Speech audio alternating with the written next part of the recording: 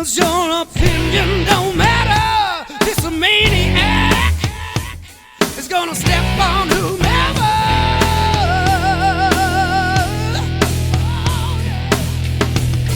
It's time getting light, 'cause I'm gonna make changes, kicking ass, taking names, cleaning house all the babies.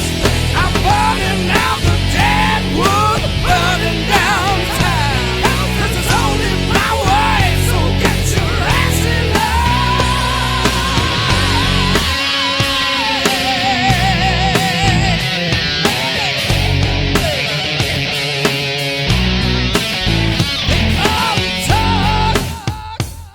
They say that I've lost it, but talk me down, and I swear it's gonna cost you.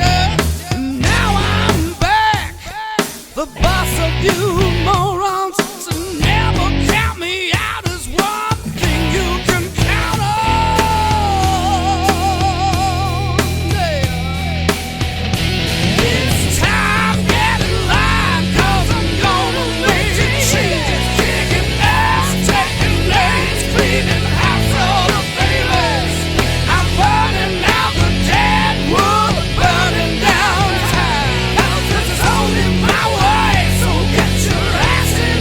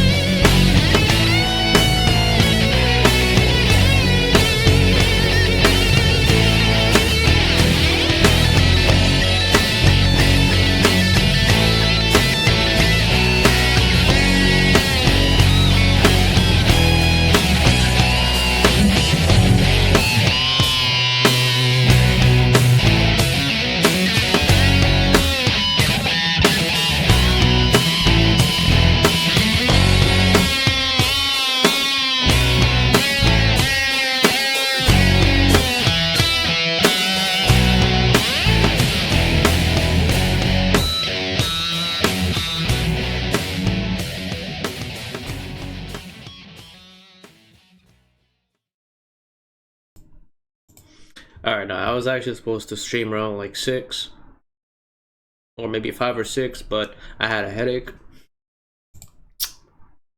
I don't know why I be getting fucking headaches. I just got one yesterday. This morning I had a little bit. And then when I went to the gym earlier, that shit came back. No, bro wants to play games with wait, what do you mean? Oh, you mean like when you asked me earlier? I was at the gym and I was taking a nap. I'm sorry. Or you mean like online Tekken or?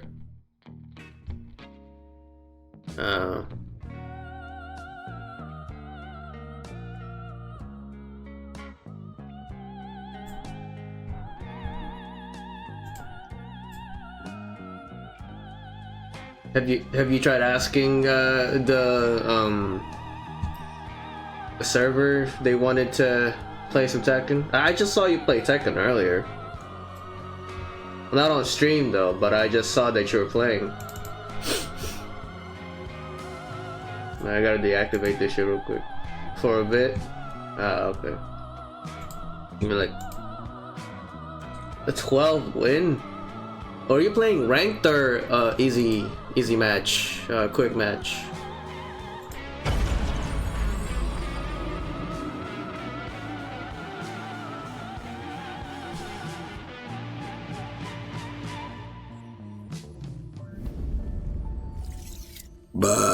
Excuse me. Well, no, I know, but were you playing ranked or were you playing quick match? This one might be the... She might get into my waifu list for some apparent reason. I don't know why, but she will probably be in my fucking next waifu list. I don't know why. I did not mean to click on her. Jesus Christ, I don't like what... Nah, you know what? We can share her. You wanna hear what she looks like or what she talk like? What she sound like? Give me like 1 little minute so I can click on all this shit.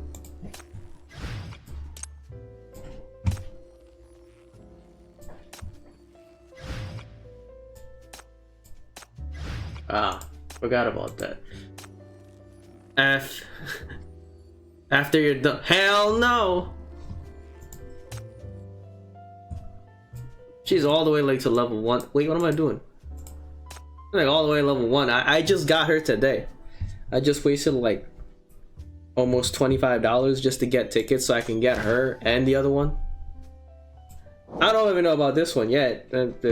She's in my team. It must have been a tough journey. You can relax now.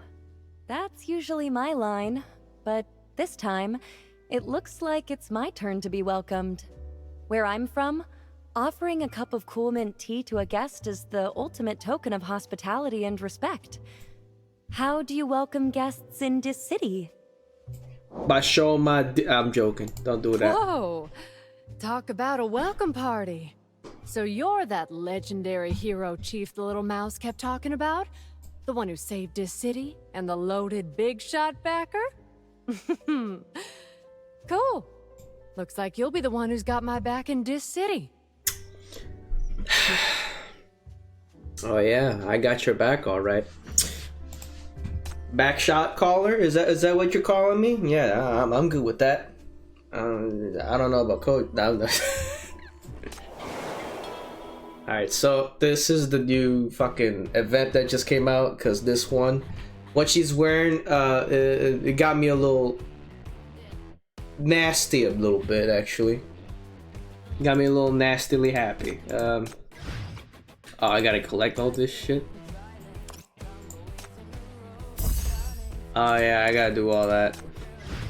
Not only that, I could probably just do all this fucking... I have to show you a grand adventure unique to White Sands. Do we really need to do that? I don't want that.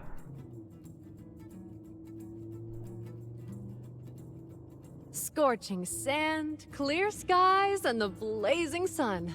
So, if it's gonna be the White Sands event, I want to know what the Molly is doing, what Stargazer is doing, and Kawakawa.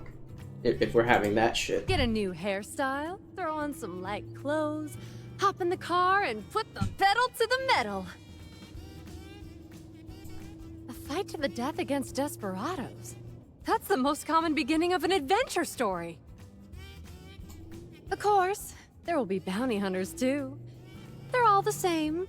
Cunning, yet generous. Bang! They always hit the bullseye with a wide grin. Who's grinning? The wind, the car races, and the sand that gets into your mouth from all the laughter. Blow it up! Blow it up! Dazzle everyone with a mind-blowing hero's entrance! She's a cowgirl. Who's the hero? Is she doing a whole storytelling? Am I missing something? Do you even need to ask? Of course, it's the great hero who beat the desert bandits, tamed the bounty hunters, and defeated all the chumps. Bounty my ass! Quit acting cool and save your own fucking skin first! Why am I driving? I don't have a license! Oh, hella. Wait, what is she doing, bruh? The engine roars and bullets whiz through the air. Hella screams as she grips the dune buggy steering. Poor Hella. Why is she I haven't driving? even sat in the driver's seat much, let alone get a license! If we crash into Don't we have Che to drive?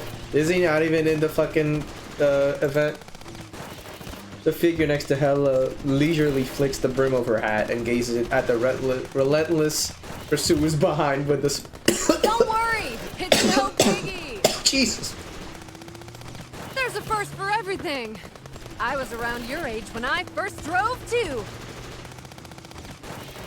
I first drove when I was 21. That's where I got my license. This is the steering wheel, and that's the gas pedal. Got it? Now drive. Oh, hello.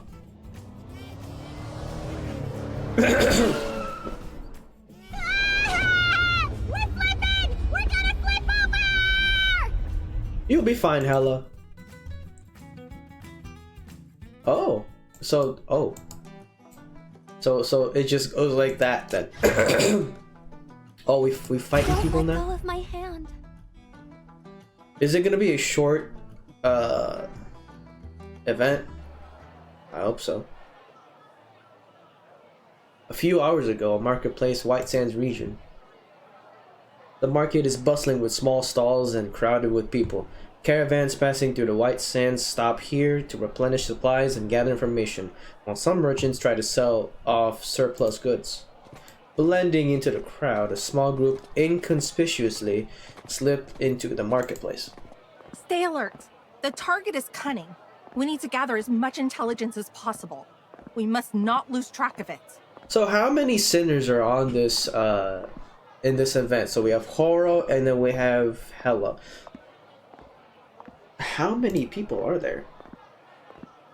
Horo, is it okay to lead that NBCC girl alone in the car? It's really dangerous here.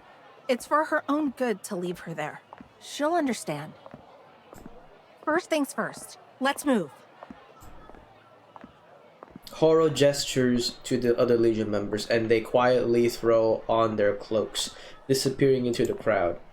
The bustle of the market offers the Legion excellent cover, but it's not as kind of the little tail trailing behind them. Damn it! There are too many people here. How did Horo and the others disappear with just a few turns? Why is Hella wearing all that? Did they find out I was tailing them and ditch me on purpose? Yes. No way. Yes. They did not want you to know. Just trying to learn from you guys. It's not like I'll hold you back. Why do you have to keep me out? I'm not that useless. Seriously. It's not that you're useless. You're very provocatively loud. After struggling to navigate through the crowd, Hella finally finds a high vantage point. Standing on her tiptoes, she scans the crowd but finds no trace of her target. Hella ruffles her hair in frustration, takes a deep breath and exhales loudly. Who cares? I will definitely get stronger as long as I keep trying. All right, I need some intel now. Crowded places are always good for intel. Why is she wearing that though? I don't understand. I thought my mom was calling me, holy shit. Okay, I swear to God, I thought my mom was calling me. There's a little stall nearby where shabby parasols cast shade over the low table. Next to the table is a tall wooden board with a few wanted posters fluttering in the dry. Can I just try something real quick? I want to see. Can I try that? No? Alright, good. It still works. And the wanted individuals are sitting and having a blast right under their own wanted posters. I want that man back in Tekken 8. Keep going. I just scored some pricey goods. My luck is on fire. I am so tempted to say the other word. I can't. On the table, dice rattle happily inside wooden beer mugs. The wanted posters over their heads do not ruin the Desert Bandits' mood at all. Playing cards and bragging about their haul loudly. Goods? I remember Horo mentioned something about keeping an eye on some goods too. I'll listen in for you. What? What are you doing, Hella? She crouches low and carefully sneaks closer to the desert bandits, trying to catch snippets of their conversation. Luckily, her tiptoeing goes unnoticed in this overly busy market. To her disappointment, the bandits' conversations hold little substance, just talk of food, drinks, fun, and loot. There's no mention of the pricey goods at all. Hella listens for so long that her legs go nearly numb, but she still learns nothing of importance. Until a figure brushes past Hella towards the desert bandits and takes a seat at their table. I have yet to upgrade those two. Let's go. What the fuck? The sun shines on the hot ground and the gentle breeze rustles the thick layers of wanted posters. The woman removes her hat, locks her eyes with the bandits, and speaks in a relaxed tone. Playing a game? Can I join? She has a fucking iguana on her hat. No, that's a lizard. That's a lizard. Dice? Poker? Or how about something more thrilling? That's definitely some type of lizard.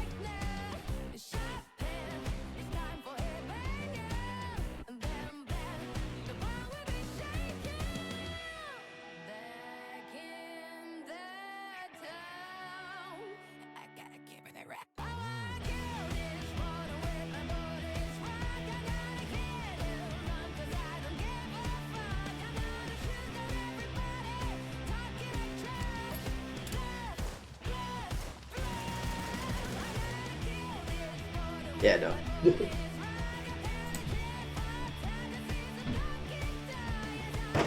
Oh, that's dope.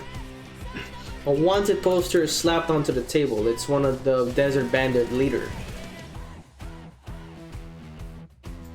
How about a bounty game? Long time no see, old buddy. Pulled off some big heists recently. Your bounty's gone up quite a bit. Congrats. Bounty hunter. Corn, this is not your place to talk. Uh-oh. Oh, shit. What? Don't want to see me? Feeling scared? Don't want to play some cards? Or maybe... Mahjong. Play Mahjong. Play Mahjong. The green lizard perched onto the woman's rifle darts in eyes around. Oh, I get it. You're afraid you can't even beat a little lizard, and that I'll send you back in, right? That's a little lizard, bro. I don't even know if the lizard look like that, but fuck it. There's like many branches of lizards. Before she even finishes her word, the table is flipped over with great force. A desert bandit suddenly attacks, heading straight for Corin. Bang. The woman's movement's too fast to follow. She doesn't even fire her rifle, but simply knocks the enemy to the ground with her butt on her gun. Okay. I was distracted by the butt too, so disregarding the glares of the other bandits, Corin puts on her hat with the panache and pulls out another wanted poster from pocket to compare. Wow! You're the one with the highest bounty. Looks like I'm in luck today. How about the rest of you? Want to come at me all at once? Can I have the lizard though? Damn you! Who the hell do you think you are? Why do you sound like that, bro? Jesus.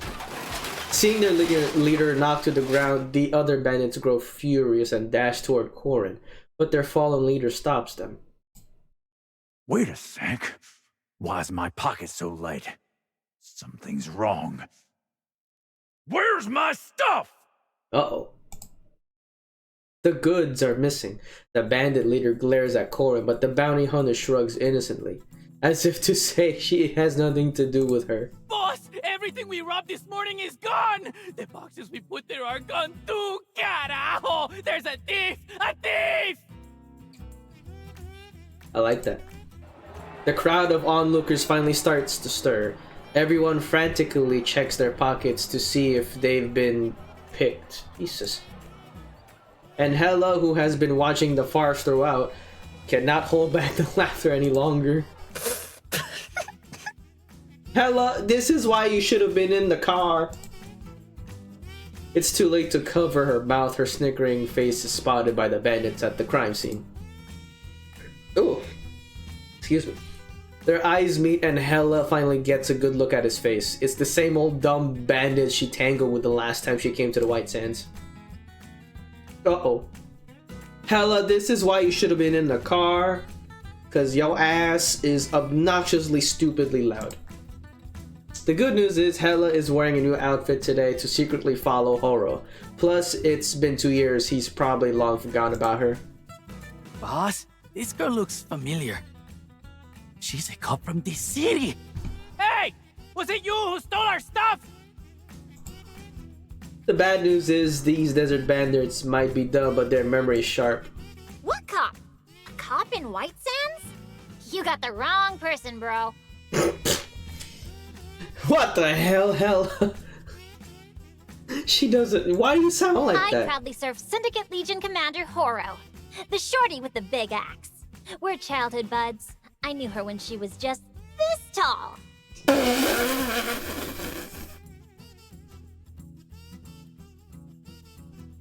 What the hell? Yes, this is actually one of the sinners that debuted like in the older times. Don't worry about it. She's actually a kid. And she just made fun of Horo's height. What's up, Philip? How's basking in second place in the redemption bracket? As she speaks, she gestures the height over. Oh no! Legion? The crowd hesitates upon hearing the famous name. The Legion's reputation does work wonders, even outside Syndicate. No, wait. Legion my ass. I recognize you. You're that damn BBQC cop who beat us up 2 years ago. Barbecue. You know, I think he's pretty hungry right about now. He needs some barbecue in his life. Couldn't sleep. Hey, did you go to work the next day? Or did you go to work tired today? This morning? BBQC! Ella, I don't think you should be laughing at that. No. What BBQ? I really don't know what you're talking about. The Legion left a long time ago. You stayed home, so you called out, or you're off today. You little vixen, still lying? I'll break your leg. Hey, that's what I should have said whenever I keep playing Jack. Playing dumb didn't work. Time to run. Without a second thought, Hella dashes off, not forgetting to flip a finger. Wow. Hella still got that attitude. Yeah, called out. So that's your first call out? So, you want things the hard way, huh? I just wasn't in the mood to stir up trouble. It's not because I'm scared of you. Passing a corner, Hella suddenly kicks over a nearby stall. The toppled wooden board forms a shield in a narrow passage. The Rat Queen of Syndicate spins around and grabs a pipe, preparing to face the enemy. Break my leg? Ha! I haven't been in the Syndicate all these years for nothing. I'll grow a new leg for every one you break. Come on, let's go one-on-one. Wonder how long you White Sands punks could last. Where's Darren? She's not in this event, but I could probably play her though. Now, as soon as you said, wait, excuse me? Wait a minute. Hello, wait, huh? This bitch has a gun? Syndicate gun fu. Excuse.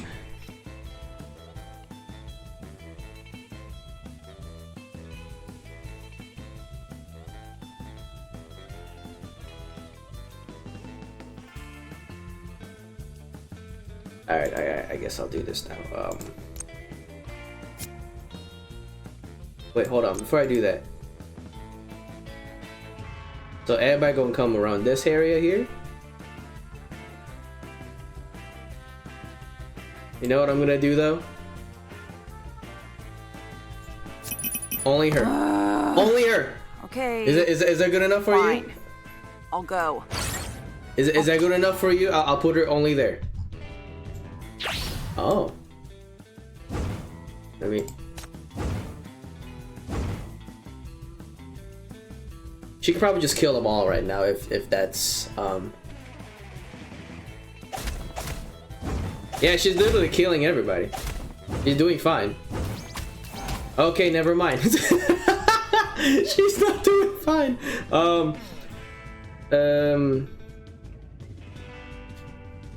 Actually, wait. Can I try this one? Okay. Okay. It's just one thing. I'll do it like this. I got movement, so I don't really care. Oh, yeah, I can just do this too. About to start.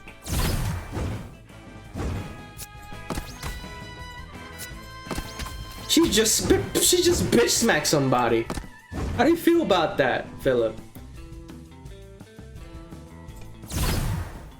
Good show's about to start.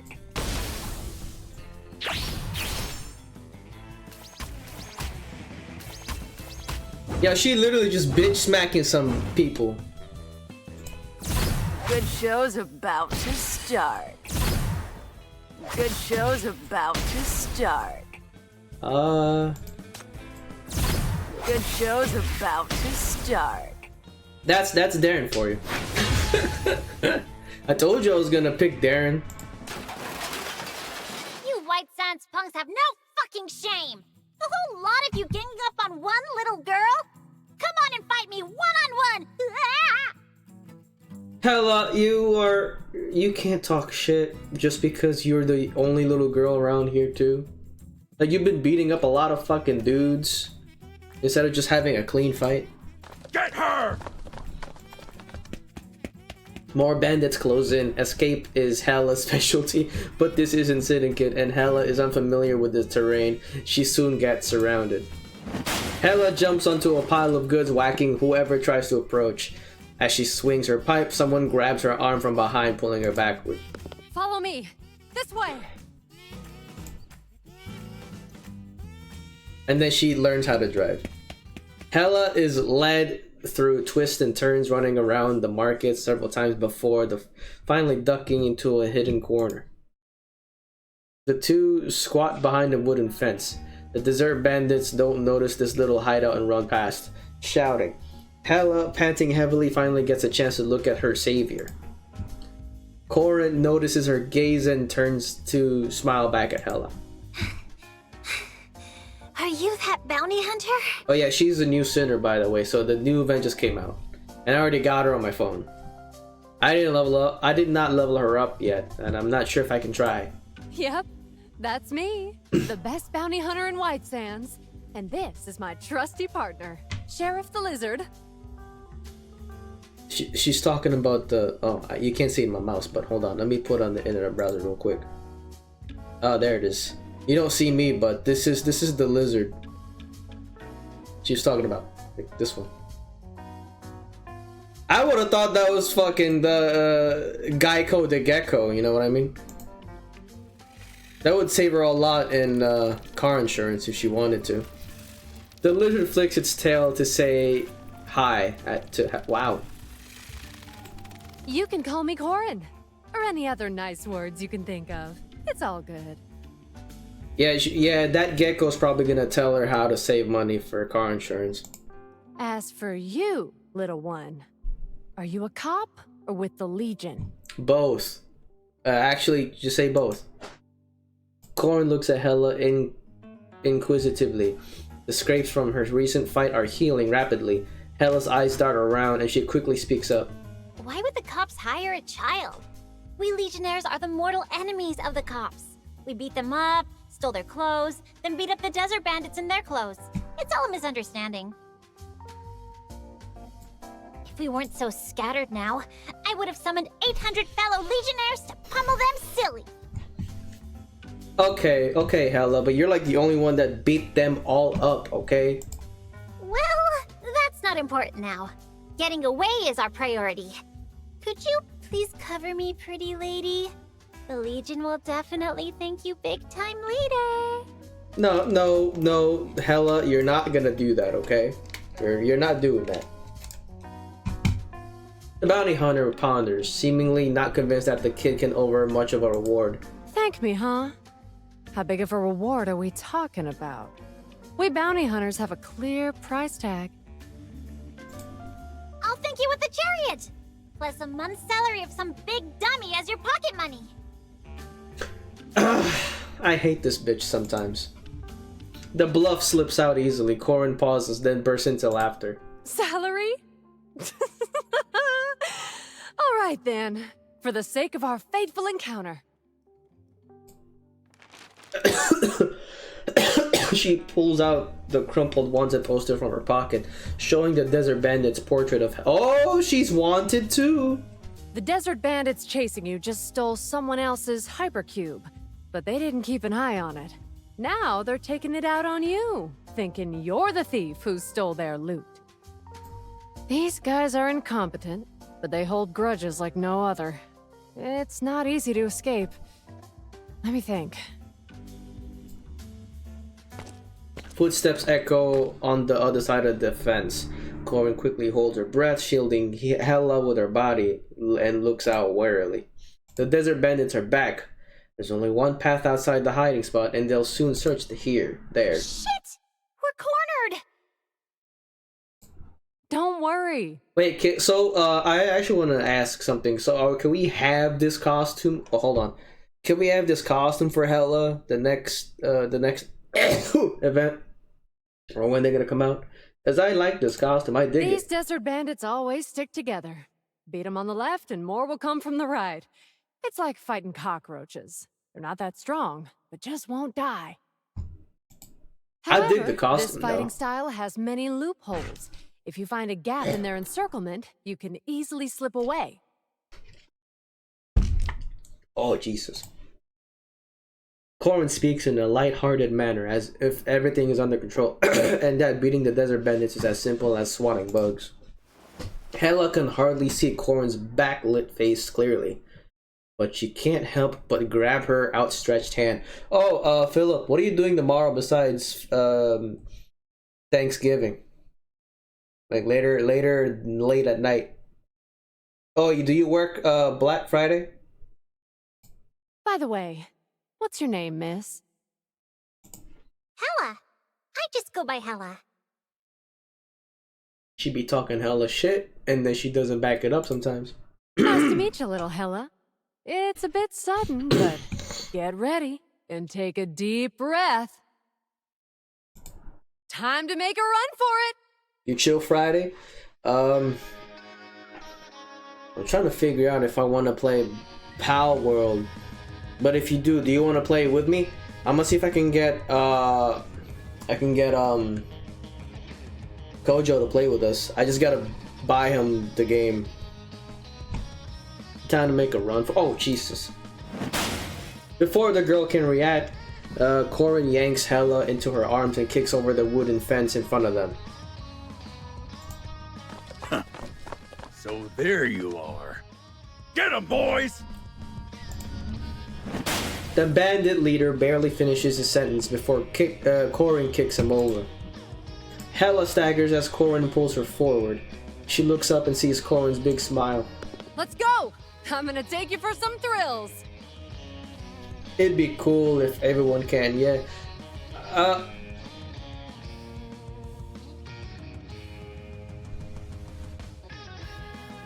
I think Kojo can play. I'm just gonna buy him the game. See? I'm still a professional. See? She's still a professional, didn't you know? She's wearing that dress, and she's not wearing anything under there, I can see that. Don't ask me why I know this. Taco Town? That's what it's called? Damn, I thought it's Death Race? Damn, are they really making it shorter? A good weapon is a battle-seasoned weapon, no?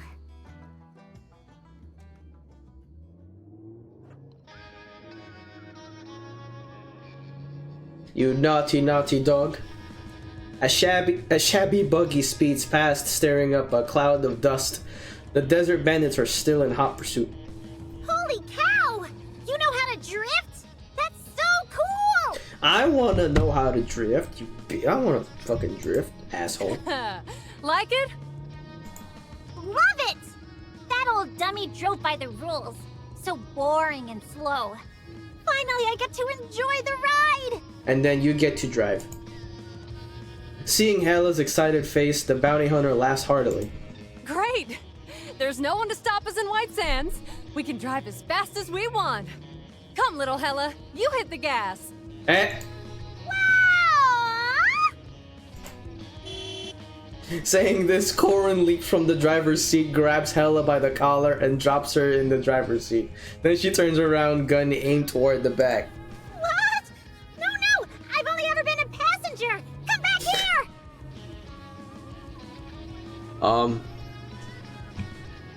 We like little, damn.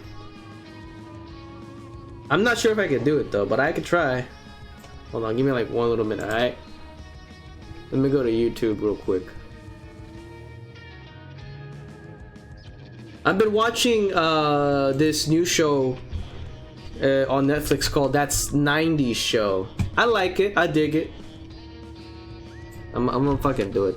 Actually, no, I'm scared of copyright issues, so no. That's gonna be a problem. Your short arms are perfect for driving, darling. You'll be fine. You're easily a natural move. Like those daredevils, simply Understandable. won't crash. Just floor it and hold tight to the wheel. If I was to play the song, I would need to say anything funny and shit. I'll just let it fucking rip. As for me, Corin gets her rifle loaded. I have to show you a grand adventure unique to White Sands. I would like a rifle too. No, I mean like a rifle IRL. Holy shit! That's hella for you. Oh wait, Corin's over here? Wait.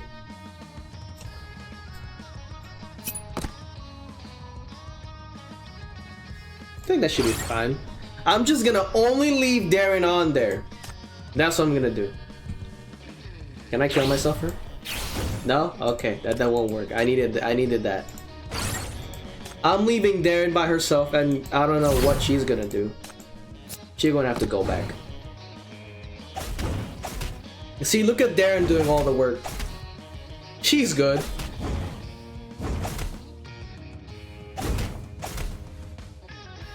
Look at Darren. She's gonna do all the work, and she'll be fine.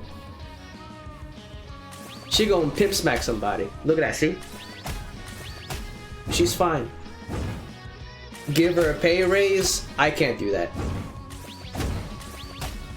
I don't have the money to do so. I'm actually kind of broke. You know what I'm gonna do though? Good show's about to start. A good show's really about to start. Good show's about to start. A what gunslinger?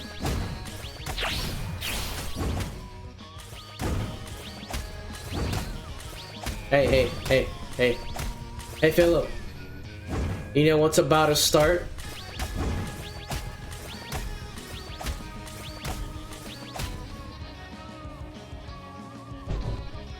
Can I kill it now? Okay, good. I was about to say. You know, it's a good show to start. What? Good show's about to start. Good show's about to start. What she said. She said something was about to start. It's a pretty good show. I heard it's really good. We're flipping! We're gonna flip over!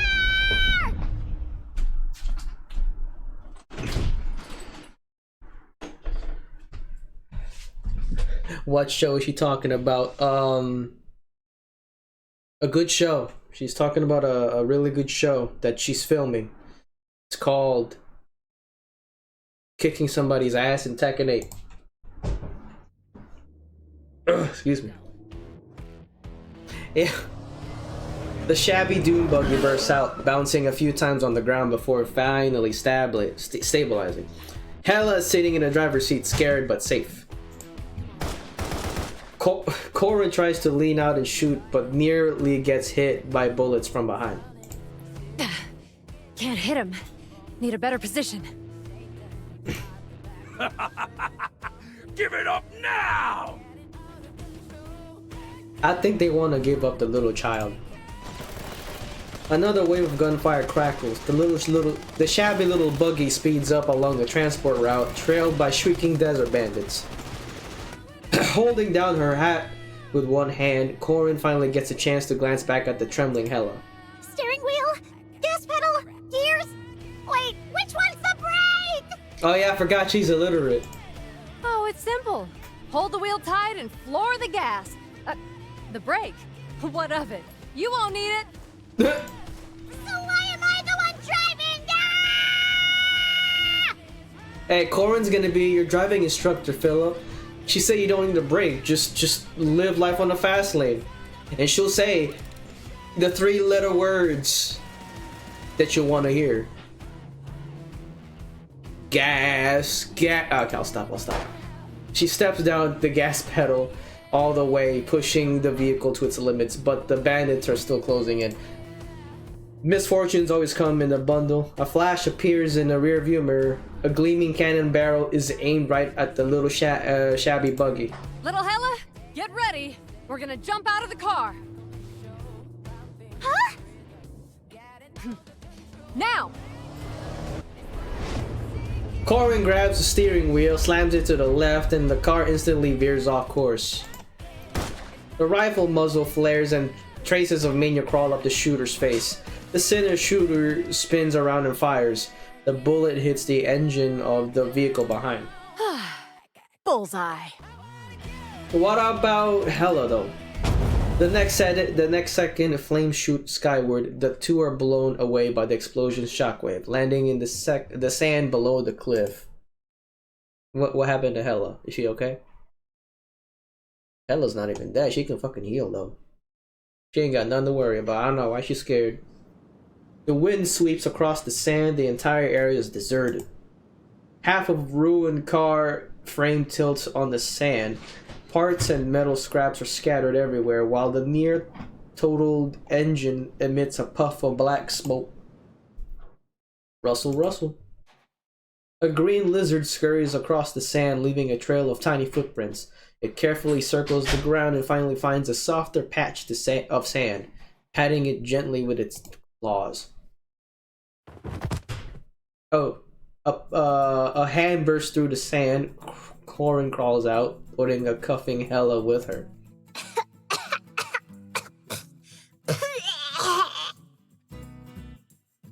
Whoever is the voice actor of Hella deserves a raise. Little Hella. Hey, snap out of it. Still alive? I'm actually gonna play it again. That was hilarious.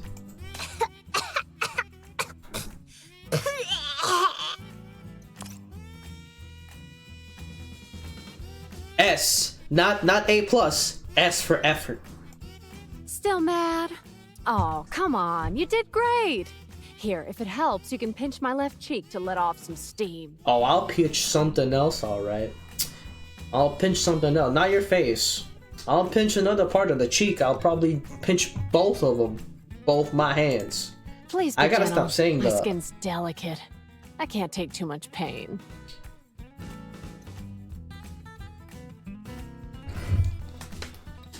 Challenge accepted. Oh, I'll be as delicate as you want me to be, girl. I can't believe fucking Kojo's not here. Just listen to me fucking talking harassment to this woman. Corin actually leans her face close. Nah, I don't want your face. I want something else. I want the other cheeks, girl. What are you talking about? I think I should give that to Phillips as well. It'd be the best experience, only to find Hell looking up with her shining eyes. That was awesome! Didn't expect driving to be this fun! Is bounty hunting always this thrilling? I had a blast! Of course you did, you little piece of shit. I really wish that dummy in Hikari they were here to see this. When we were retreating, they wouldn't let me touch the wheel. But look at me now! I'm a fantastic driver. Oh no, were you really? You literally fucking crashed. As a normal citizen and a driver, you literally just crashed. And you broke every speed limit that is known to man. Philip. That name sounds familiar. It's not because I play Tekken, isn't it? Corin seems to ponder something. Hella quickly waves her hand to change the subject. Oh, and that shot of yours! The last one! Bang! It made the desert bandits bite the dust! So cool! So wait, hold on. I want to know, what about Horo? Hella was with Horo, so I don't know what goes on here. Are they gonna find Horo now? Can you teach me? I want to be a badass like you. This is why I left the city. What? Hella wields her pipe like a gun. Striking a cool shooting pose, Corin bursts into laughter.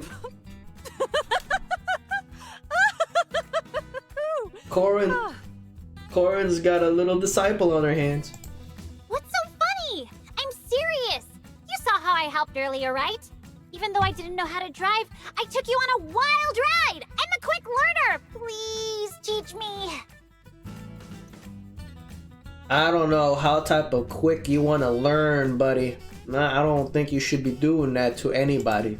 After what we've been through together, we are now kind of, partners, right? No, not necessarily, no.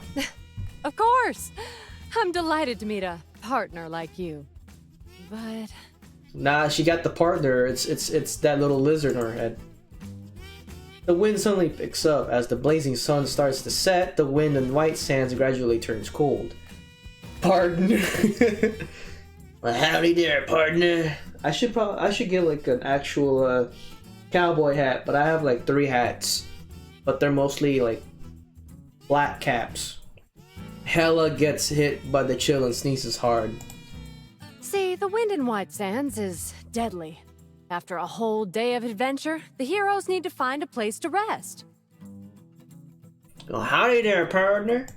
Oh yeah, hold on. I'm sorry. Can I? I'm gonna tell you a story real quick. So me and my boys were going to a Halloween party. Long story short, we were supposed to dress up as cowboys, but we ended up dressed up as rogue bandits. So it didn't really work out in our favor. We had like a flannel shirt and jeans, and I was wearing a cowboy hat, right? You wouldn't want to guess what I wore for my shoes. You want to guess? Or you want me to tell you what I wore? Corin checks the sun to determine the direction and makes a decision. Would you like me to tell you?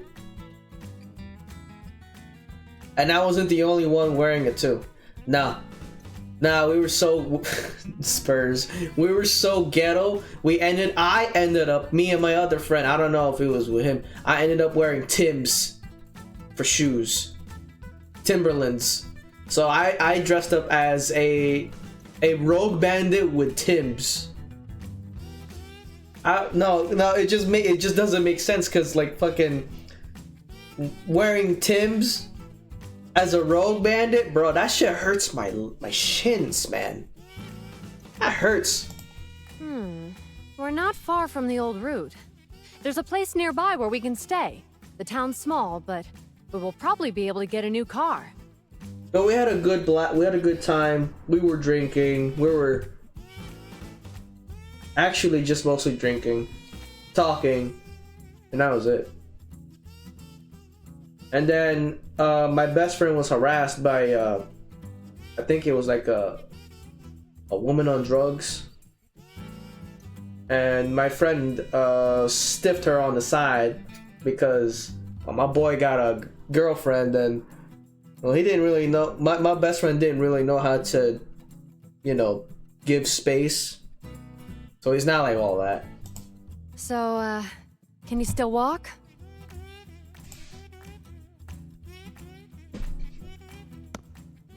And not only that, this was before This was I was from work. I went to my boy's place. Wait, this was a Halloween party slash birthday party, so I'm gonna have to check the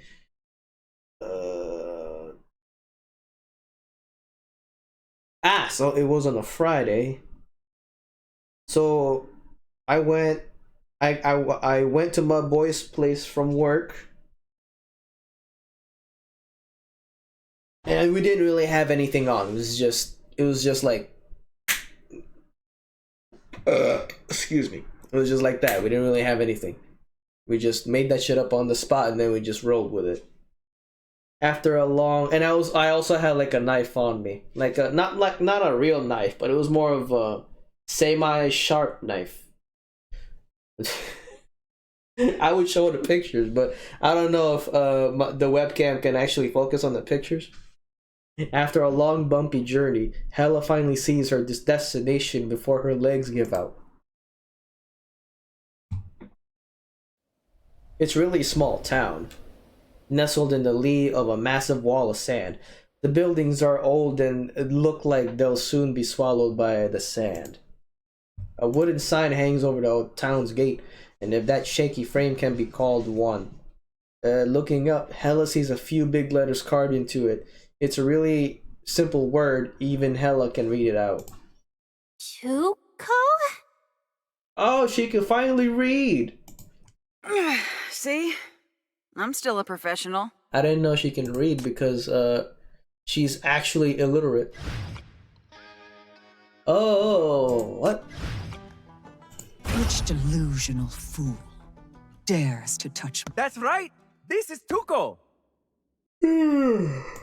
He's an oasis in the desert, a traveler's paradise, and the perfect vacation spot. No trip to White Sands is complete without visiting Tuco.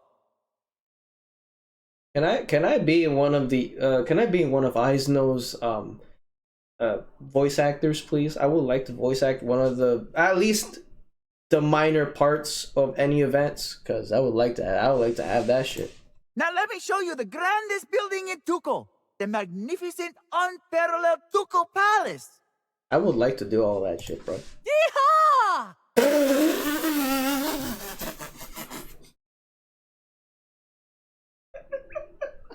Hey, he's using my signature move. Or signature scream from last night's tournament.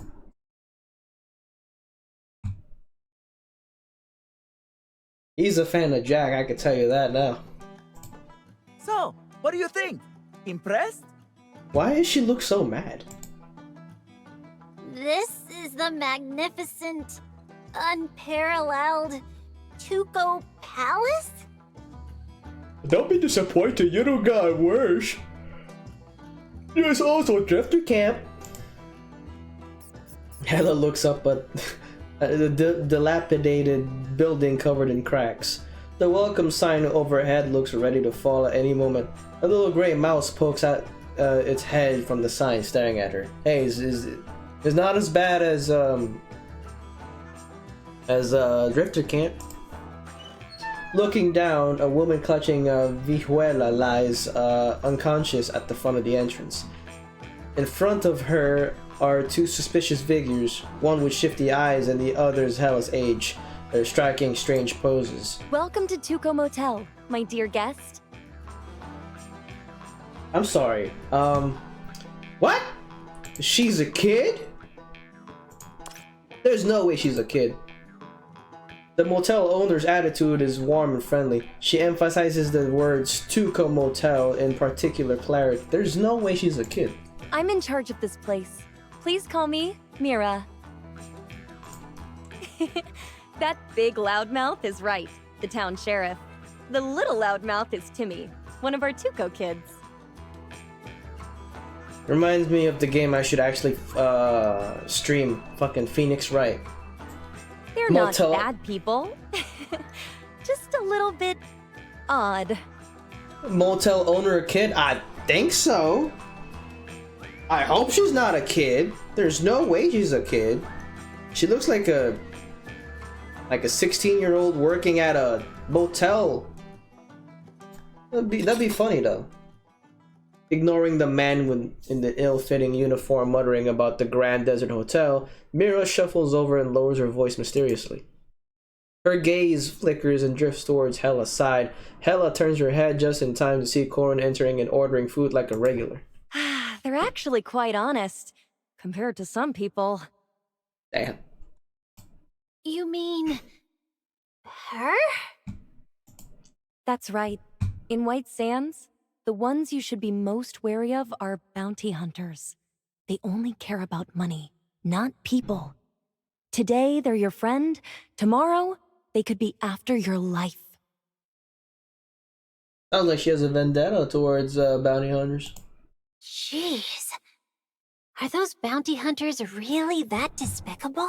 Hey, listen, Hella, I'm gonna just tell you right now, you're a gullible little kid, and illiterate too, so I don't understand why you decided to ride with her. You lost Horo, your only friend that was with you. But then again, Horo left you to dust in the car, so I can't really blame you. I have a friend who's a bounty hunter. She's been sneaky from a young age, and only hangs out with a lizard. She says that friends should always stick together. But in reality, if she sets her eyes on something, she'll snatch it by any means. Oh, so Mira and Corin are friends? The description is so familiar. Hella just had a really bumpy trip with such a bounty hunter. That person wouldn't happen to also wear a white hat, would she? Long hair, white hat, and a lizard. Well, Mira nods to each word. A few meters away, Corin turns her head, cheeks puffed with food. As she meets their gaze, she points at herself. Me? Just you. It's you. I should give this to Kojo. I don't think you should be having this kind of woman, Philip. Yeah, you're not having this woman, Philip. I don't think she's good. I could give that to Kojo, if he wants to.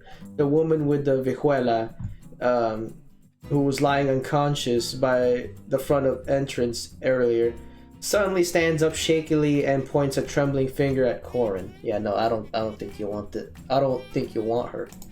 Oh no, Maggie's at it again. You promised me that we'll dine and dash together. You said that this signal was smashing a glass. But you left me behind. I was stuck washing dishes for a week. Before they finally let me go. I don't think your brother would handle it too.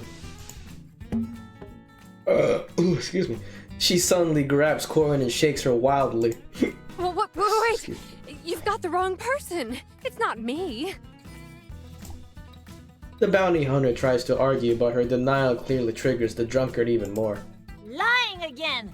You liar! You bastard!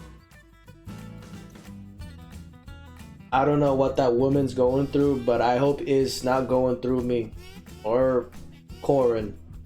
Or Hella, actually.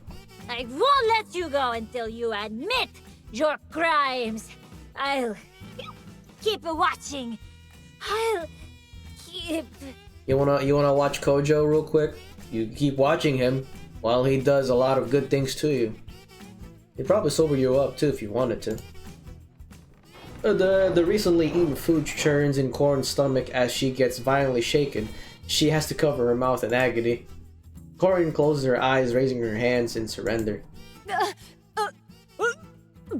Stop shaking me! I admit it was me, okay? I just finished eating. I really don't want to throw up. I don't think you'd want to hear her play an instrument. I would want her to, but I don't think they're gonna let her do that. I would think that she would probably smack her with the instrument. The drunken woman suddenly releases her grip, and Corin, caught off guard, falls sideways from the chair and crashes hard onto the floor. What a dummy! Uh-oh. Uh-oh. Uh-oh. Oh no. Her vision suddenly darkens, prompting Hela to look up. She's suddenly pulled into a warm embrace. The scent of, oh my lord.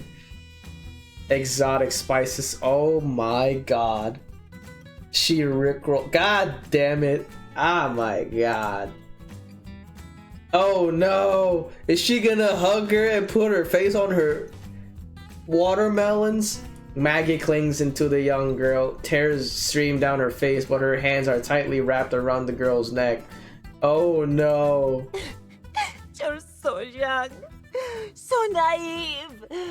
You can't let this wicked liar harm you. If she grabs you and puts your head in her, get away, Ella. She can't get away.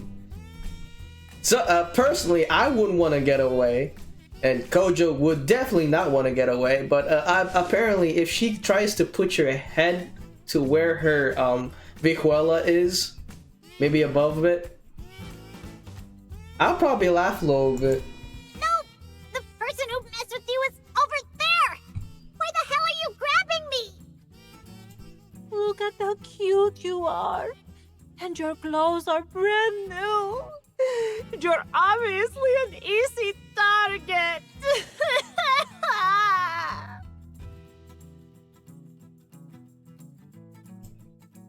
Gasping for air, Hela's face twists as she desperately pries over Maggie's choking grip, calling out for help. Help! Help! Let go of me! Corin! Corin! Besides the struggling pair, Corin lies curled up on the ground, clutching her stomach in agony, barely able to fend for herself. Luckily, before Hela completely suffocates, the kind-hearted motel owner steps in. Maggie, let go! The grip around her neck loosens. Hela finally breathes in some fresh air. I'm really sorry. Maggie loses control whenever she drinks. This meal's on me, as an apology to you. I got nothing. I don't want to say anything. Oh? Hela turns and locks eyes with the bounty hunter lying on the ground. Seize the deal. Well, it's on the table. Hey, what are you doing? Reaching the consensus, the two little stinkers exchange knowing. Hey! You're too kind. I don't mind at all. We're all family here. No, Hela, you gotta go back to the NBCC, okay? Corin raises her arm and her lizard obediently perches on the back of her hand. The lizard, Sheriff, starts dancing on her hand as she voices him like a ventriloquist. Better accept graciously. Better accept graciously.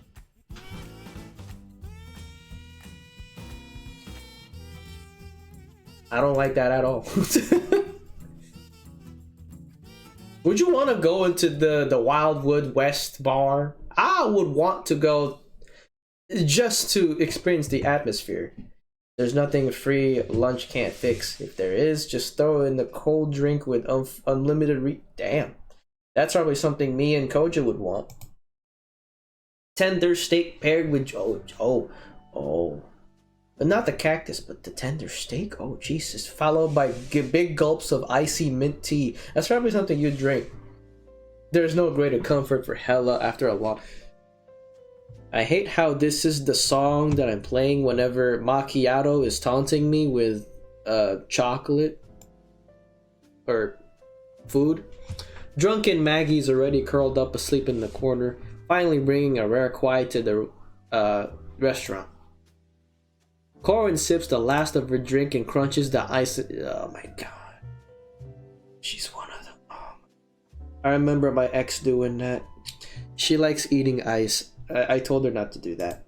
Now that we've escaped and had a proper meal, what's your next move? Go home. Borrow a car to find the Legion? Yeah, go borrow a car and find your friend that you fucking I forgot I was gonna say the word. Borrow a car? Corin lifts her chin and gestures for Hella to take in their surroundings. It's hard not to sigh at the sight of the shabby Tuco Palace. I would like to go here. Shit. Are you sure there's a car here you can borrow? Don't worry, we're remote, but there are local products that need to be taken to the market for sale. There are trucks around. We rarely have out-of-town visitors. The townsfolk will be thrilled to see you. Hey, wait a second. No, not Corin though. Mira clears away the dishes and gets ready to take Hella to borrow a car. I would like to borrow a car. Until a sudden commotion erupts outside. Who are you? Little Timmy, what are you going crazy for? What did you do to the others? Someone help! Help! Where are those two wenches? If you don't speak up, I'll crush you too! Hella recognizes the intruder's voice and jumps up from her chair.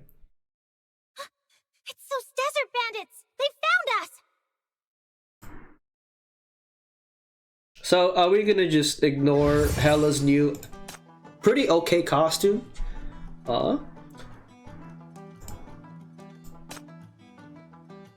Oh, what is... Tap list. Oh, what's this? Oh? Wait, what? Sob, please someone save me. I don't wanna die in Tuco like this. Of course it's Maggie again. She is now bawling as she grasps the iron railings. Beer ball. Damn. I wouldn't want to drink beer like that. Hella flinches and tries to back away the moment she recognizes Maggie, but she's not quick enough. Maggie lunges forward, wrapping her with a bear hug and clinging to her legs. I'd like to cling to her legs. Not Hella's though. I'd like to cling onto Corin's legs. Maggie, that's for another time. You're my only hope. I haven't paid my drink tabs for 3 months. If I don't pay today, Mira will never let me back in. Let go of me. I don't have money. I lost my wallet once already. When you say drink tabs, you're not talking about water, are you? Oh, I'll make you a deal. Hiccup. You want me to become stronger, right? Pay my tabs and I'll teach you the Tuco way to become strong. A secret no outsider has the... Why is she not... She's not crying no more. She just decided to be happy for once. Train for 1 day and you'll unlock your chi flows. By day 2, you'll be able to break boulders with your bare hands. By day 3, you'll be tearing corruptors. How do you know this? That's insane. What happens if I keep training after that?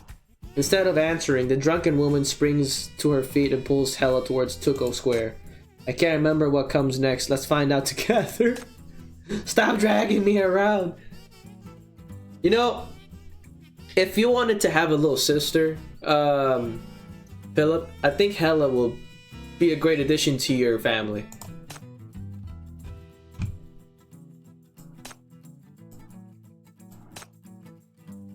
Are you sure this actually works?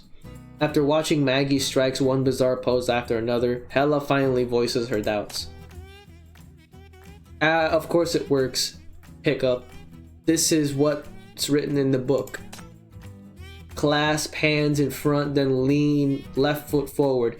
Make fists with both hands, then bend the left arm in front of chest.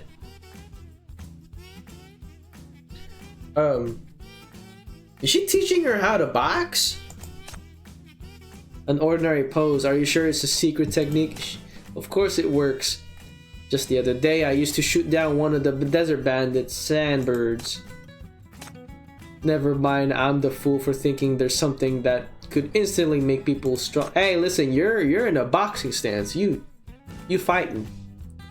Since you got me a free meal from Mira, let's call it even. I'll let you get away with scamming me just this once. And with that, Hella turns and walks straight back to the motel.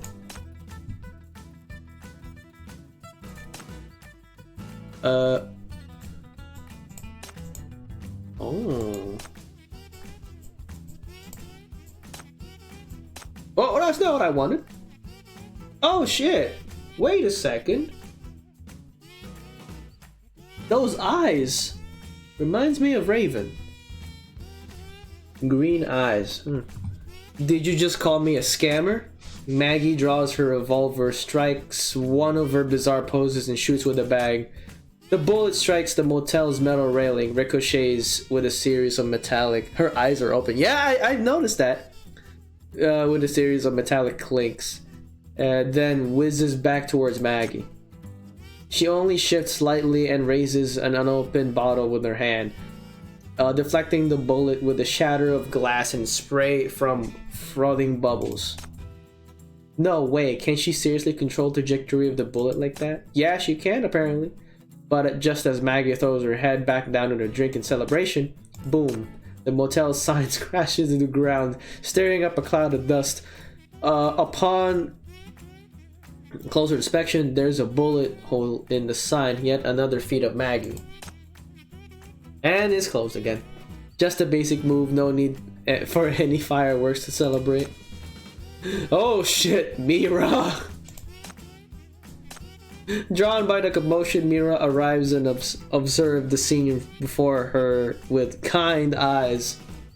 Maggie sprawled onto the ground again, muttering nonsense in a drunken sleep while Hella frantically waves her hands while crying, "It wasn't me." We can go to Abuela Susan's place for repair supplies later. Let's first check how much damage has been done. Okay. Hella, who feels indebted to Mira, nods frantically in agreement after rolling her eyes at the slumbering Maggie. What do the stickers do? Tap here to enter the gun range. Whoa! Huh? Excuse me. What? Oh, if our little Hella. Ooh. The gun range? Oh man, I want to go to a gun range so bad too. Corin, so this is where you go to slack off? Slack off? What an awful way of putting it. I call it work-life balance. Anyway, since you're here, why not try a target practice? No thanks, it's just shooting stuff, right? Boring. I did plenty of that back at the NBCC. Don't say no so soon. This gun range follows Tuco rules. Whether you use bullets, cannons, swords, or anything else you can, or can't imagine, or can't, imagine hitting the target, it all counts. These rules are really Tuco. And that's not all. If you score crazy high points in certain challenges, higher than anyone else in Tuco's history, you'll compete in the Tuco challenge and become champion for the gun range. I'll try it. Oh.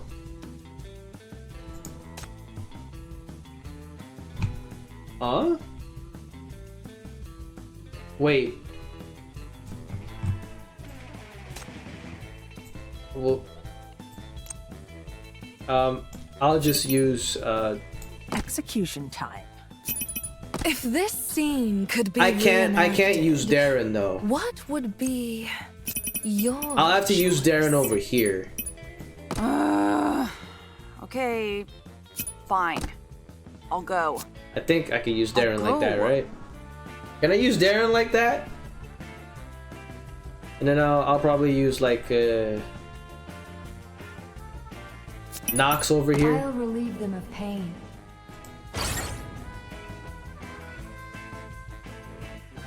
This shows your points. Reach the target score to... Whoa, okay. Knock down targets to earn points. Note that different targets have different effects. Oh, okay.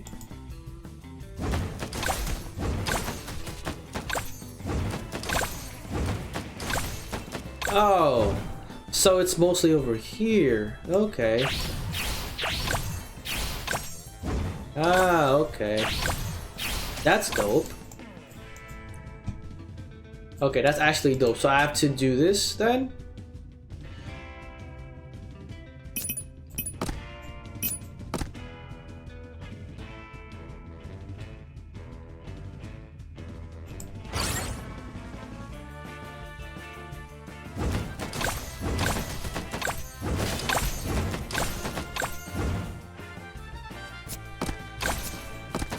I think that works, yeah.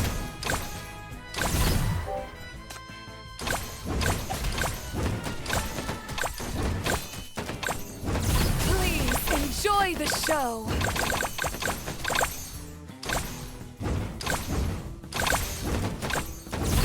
Good show's about to start. Oh! I could definitely win this with,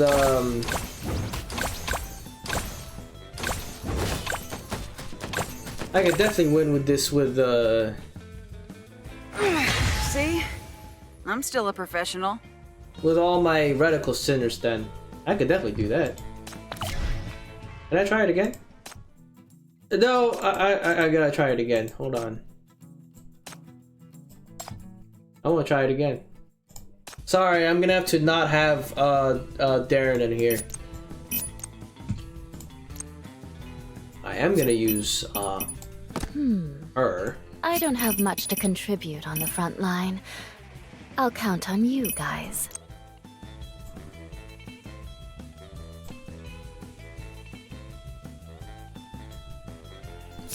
Oh? Is it my turn to shine? I do want to know how this works.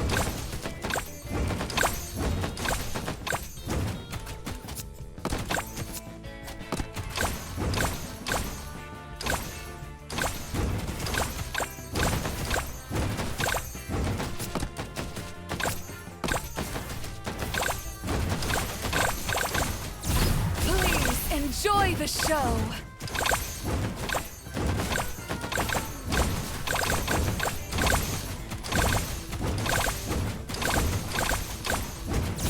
Rob the rich and give to the poor!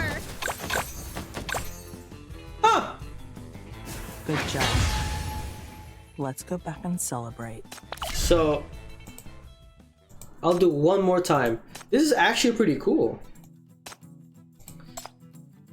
Right now, my problem is her and her not doing what I wanted to do. Let me grab... Got to face that boring, breathing bunch again. Please don't issue commands that may place you at risk. Hopefully this will work. I'm just trying out a lot of things right now.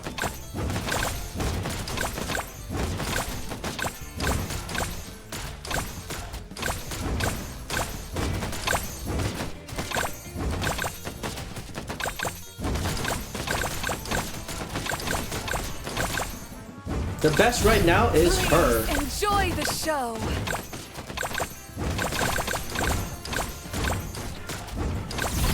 Rest for eternity. Rest for eternity. Suppressing fire! Okay. I think I enjoyed this a little bit. Curtain fell on the perfect show. Such a fascinating story. Nice work. Looks like you've got the rules down, little Hella. Time to try the special targets we just saved for the Tuco folks. Bring it on, I'm not scared. Wait. Before I do that.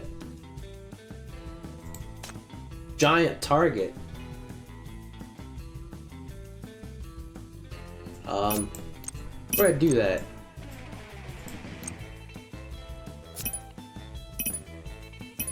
Execution time.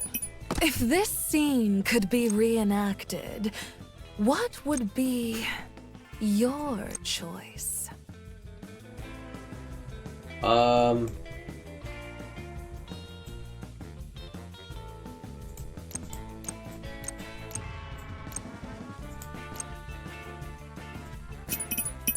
Would Raven work? Put a glass and her? and Rose. You don't have to worry here. Hopefully I could do Ignis or whatever.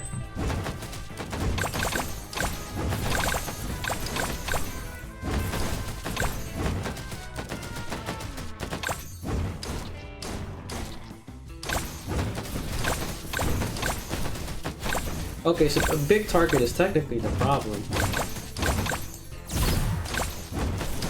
Time to die.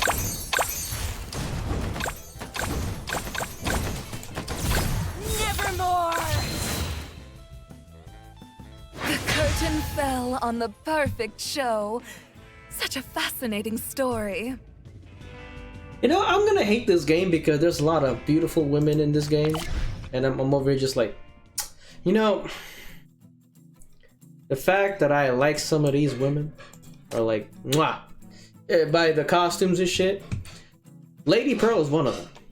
Looks like those giant targets were no sweat for you. How about trying this? A Tuco favorite, loved by young and old alike. The reward target. Let's see what passes for fun in Tuco. What's this?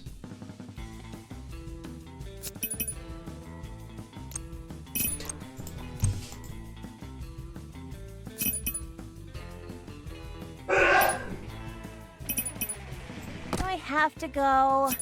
If I win, extra meat for dinner. But actually, hold on. What's the range for... Oh, ass. Okay.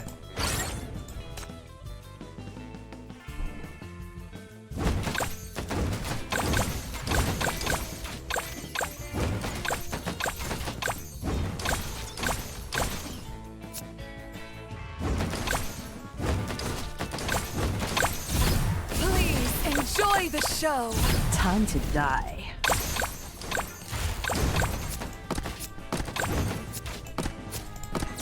Please enjoy the show.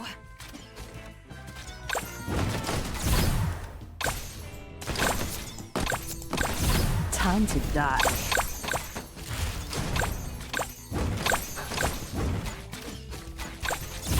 Too late to run away, Prey! You forced me to do this! What? Extra meat for dinner. We made a deal. I guess that I passed it. Oh, I get it. The problem is there isn't enough, there aren't enough targets. Let me add some more for you. Keep them coming. I can take them all. Hey, yo, what is going on?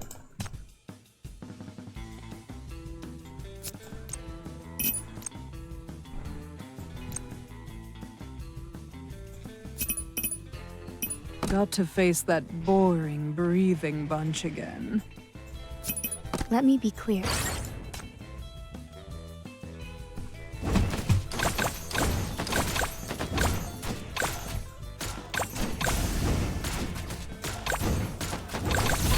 Rest for eternity.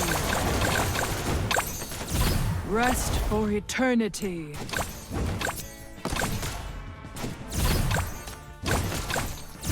Please enjoy the show.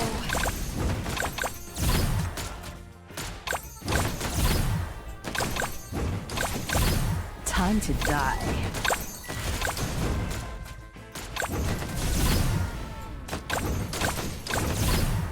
Rest for eternity. Rest for eternity.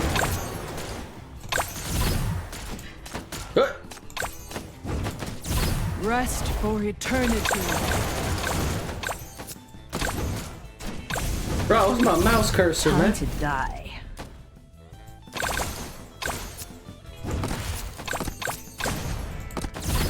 Rest for eternity. Rest for eternity. So weak. Only a few shots and it's over and done with. I'm gonna let you know now, Jane is actually not a kid. It's an adult. And she has a pose like that. I'm about to go to jail. Just because of her. Elite? X-ray? Oh, why he have a collarbone like that? Don't shoot. I'm sorry. I should have lied to you and stolen your wallet. That's what you get for scamming me. Okay.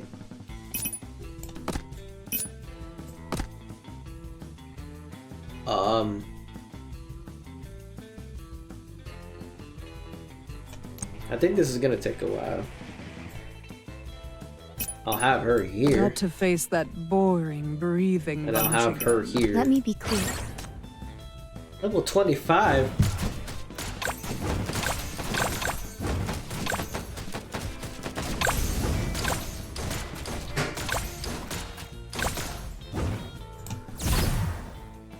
Rest for eternity.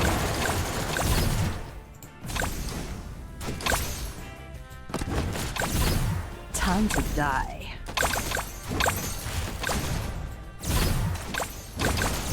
Please enjoy the show. Rest for eternity. Rest for eternity. Time to die. Rest for eternity. Why do Rest that? for eternity.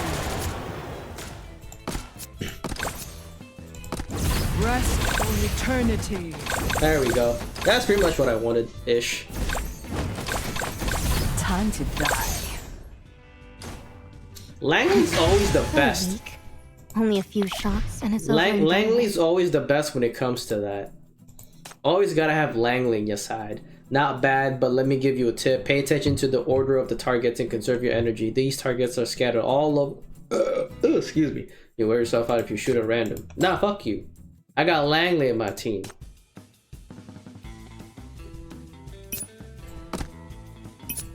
I actually do have Langley in my team. I don't know what the fuck you doing.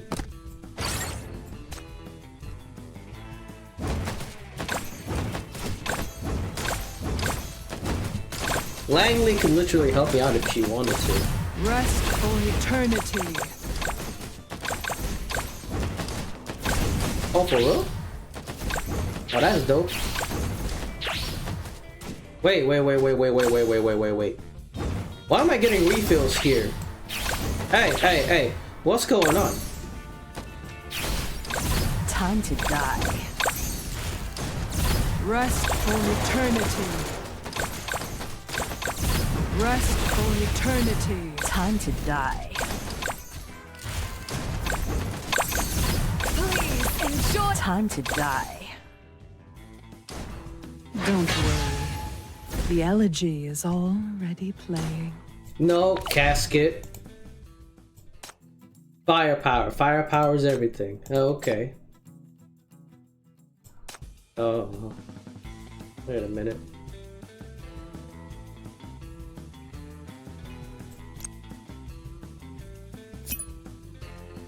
Got to face that boring, breathing bunch again.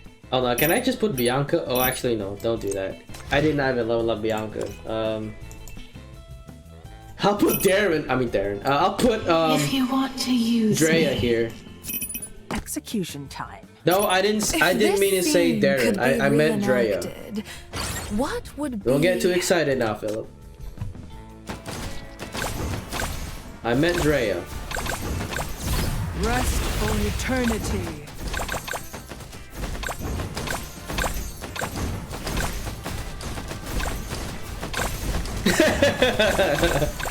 I meant Drea, not Darren. Okay, no, it didn't work. Drea is gonna be gone for now. I'm gonna put Jane back in. Let me be clear.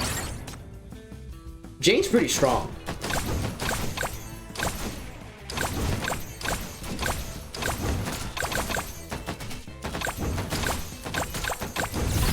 Rest for eternity. Time to die.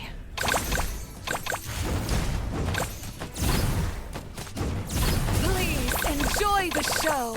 Oh, Lady Pearl. Lady Pearl is so fucking good to have in your team. And then there's Rest for eternity. Oak Casket. Rest for eternity.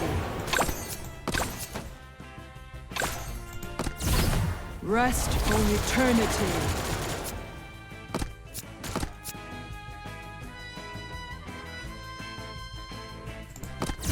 Rest for eternity. Rest for eternity. Don't worry. The elegy is already I'm gonna tell you playing. now, this is actually pretty fun. Hey, you know what sand moles are? Those pesky rodents that burrow holes. Knock one down and another pops right up. If you're familiar with them, this challenge would be a piece of cake.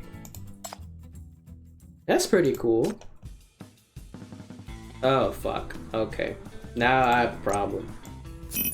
Execution time. Well, maybe. If this scene could... Rest for eternity. Rest for eternity. Please enjoy the show. Time to die.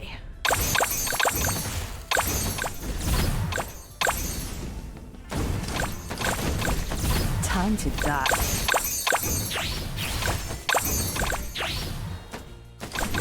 Please enjoy the time to die. Rest for eternity. I don't think I can do Rest that. for eternity. That's dope. So many fucking points I could do all this shit, right?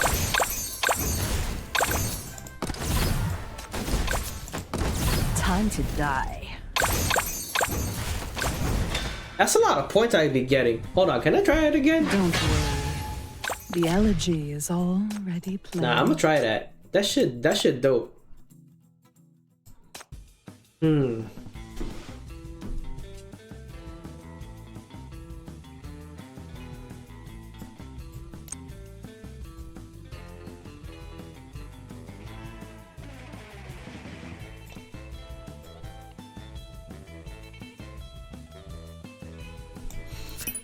Can I try her? Those who are...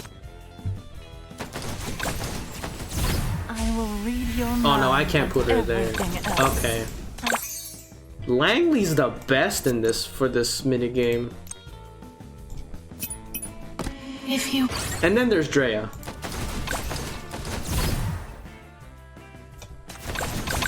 Time to die.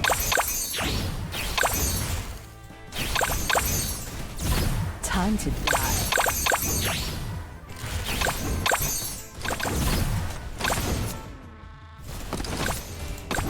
Time to die. The red heat shall devour. Time to die.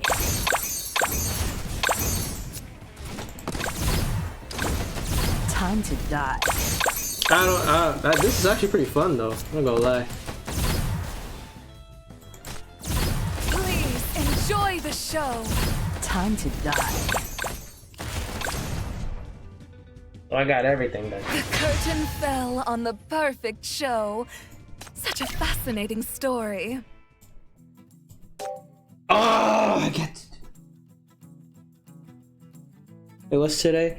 Oh, why can't I do that today? Why can't I just do that today, man? I think I should probably just do the whole story. But that shit tough though, not gonna lie. Only in Tuco. What do I do here?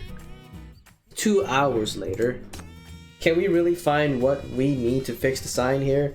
This just looks like an ordinary general store. Of course we can. It's Abuela Susan's store. Excuse me, you can find anything here. Take this cane by the door, for example. It's not just any ordinary walking stick. It's got tons of other, fucking rednecks. Turn it upside down and it's an oar. You can use it to row through what? Yeah, you can do that.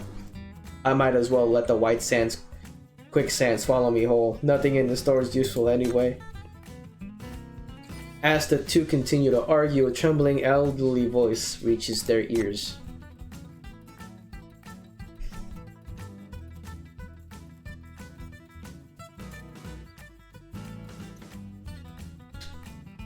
That is not a regular abuela.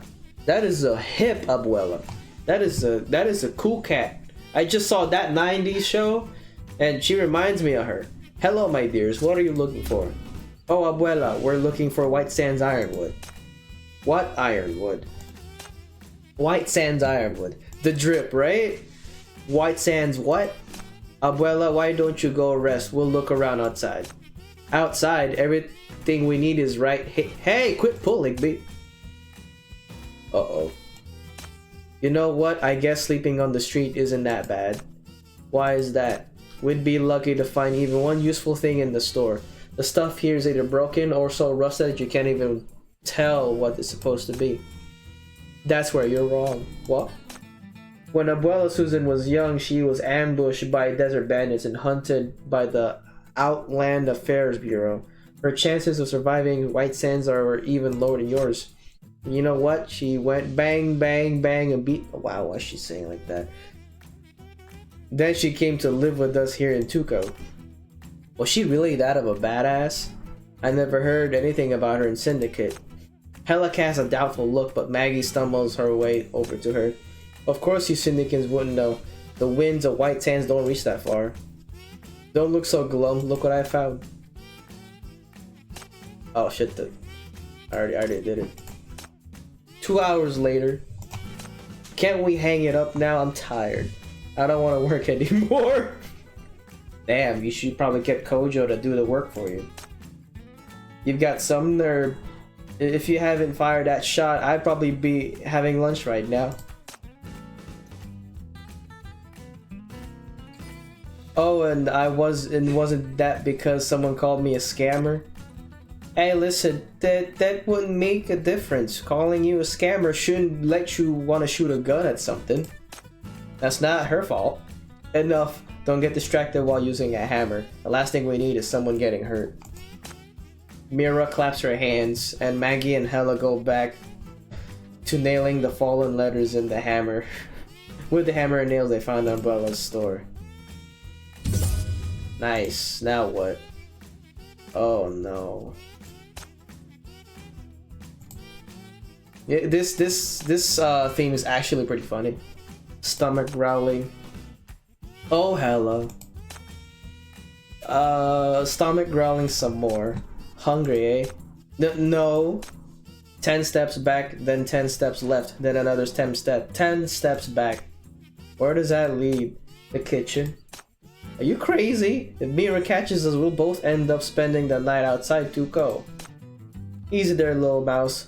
One can't work on an empty stomach. Besides, the kitchen's full of leftovers. No one will notice if we grab a few bites. Just how many times have you raided the kitchen? You're way too good at this. Oh hush, only 40 or 50 times. Besides, sometimes Mira even leaves snacks for me on purpose. Oh, I bet she does. Only? You've practically even eaten everything in Mira's kitchen. They're like the best of friends. Hella reaches the kitchen only to find that it's completely empty. Before Hella can sigh, the aroma of something that might be food wafts in from the motel's back door. Hey, your little sister's hungry. You should probably feed her something. Following the smell, she pushes open the back door and comes to the customer-less stall at the square, where Timmy is frantically cooking something that vaguely resembles food. Timmy looks like a bitch. Sob, finally someone's come to try my yeah, you're a little bitch. As today's first customer, you get a free serving of cactus sashimi, salt and pepper tumble. I think I'll take the sandbird taco.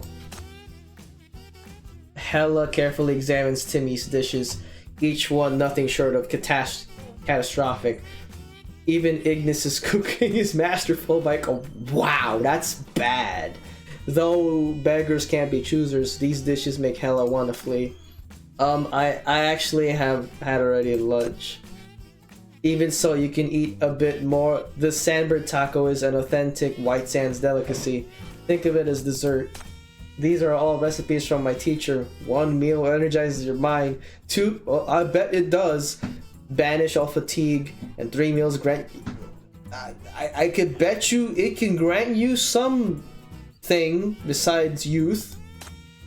If these were really that magical, wouldn't people be lining up already? Your teacher lied to you. Damn, Hella's fucking blunt. Don't you dare speak ill of my teacher. No one's here because I haven't mastered the true essence of his recipes. He was tricking you. An outdated scam from Syndicate. No, he didn't. Uh-oh. Now look what your little sister has done. You just made little Timmy mad. That's okay though, he was a little bitch anyways. Had enough? Yeah, but not of food. Perfect timing then. Want to try this? Maggie pulls out a bag of what looks like jerky from her pocket. It looks strange, but still is better than anything Timmy had made. She eagerly takes a bite, and the pungent smell hits her from this like a sledgehammer. She grips the table with all her might to force herself to swallow. What kind of meat is this? Oh, it's sandworm.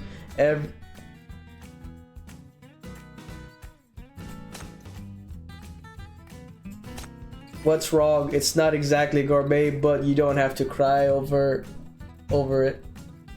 Actually, she has to technically. Hella gained a new understanding of White Sands cuisine that day. From then on, these two words alone are enough to make her stay far, far away. Oh no, there's more! Wait.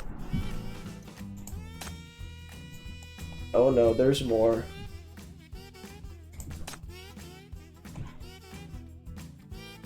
At Tuco's gate, two people stand on the opposite sides like secret agents meeting for a covert mission. I need White Sands ironwood. Heard you can get your hand on some. Mira sent you? She's always up to these little schemes. But no, I'm Tuco Sheriff. My duty is to protect the people of Tuco. No offer of yours can even shake my resolve. I'll trade you stuff from NBCC. Oh, what kind of... what you say? Nothing you say can shake my resolve.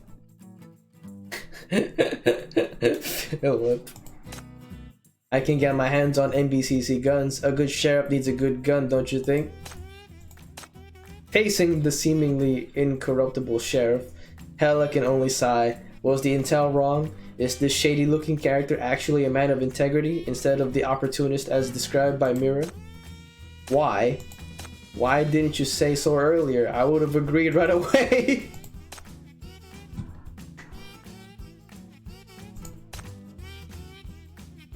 Once the doors open, we gotta move fast, grab and go. Won't the mayor notice two pieces of wood missing from his depot? Hella can't help but scoff at as she watches the sheriff skillfully pick up the depot's lock in mere seconds. He won't notice. I usually help him cut down 2 logs each year anyway, so we just say I didn't get a chance to do it this year.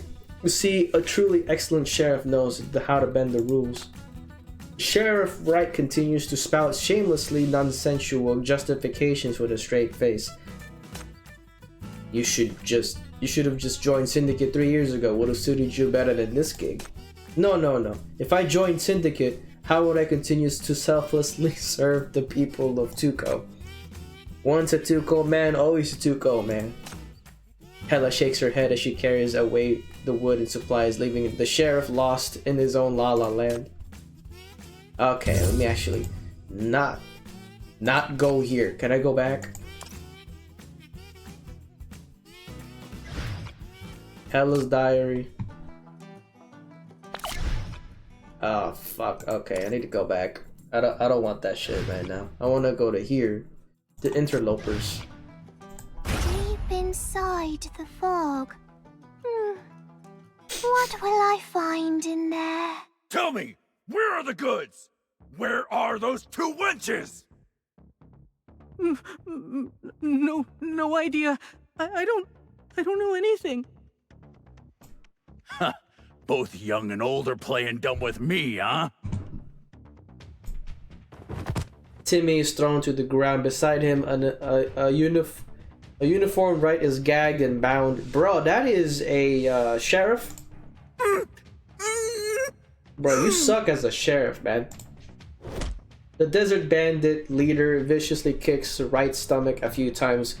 When he can no longer make any sounds due to pain, the bandit draws a knife and hands it to his underling.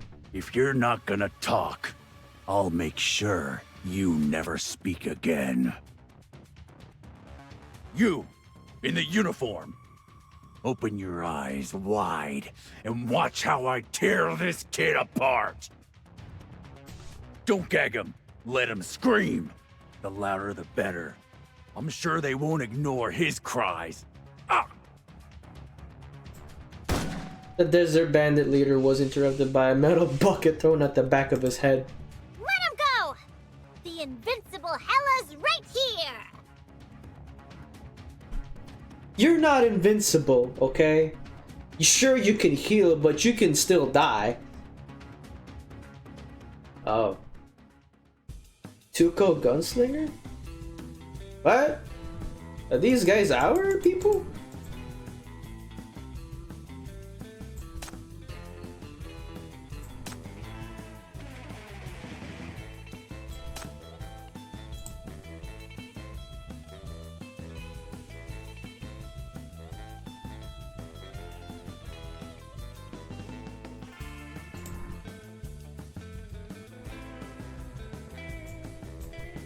I'm gonna put Darren up here so that she can fight up close, and then I'm gonna have, I don't even have her up there yet. I can have Summer here, I'm ready anytime. and Roleka here. How much should I'll be fine here. I'm not too worried.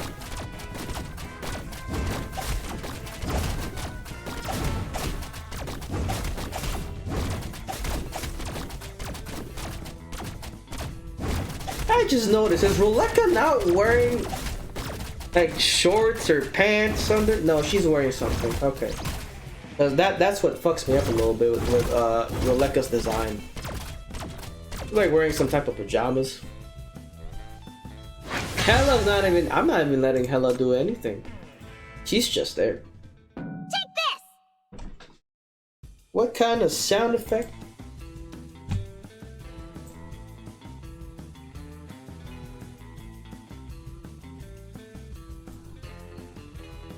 Hella swings her steel pipe, slamming into the bandit's gun after striking his face. Hell yeah!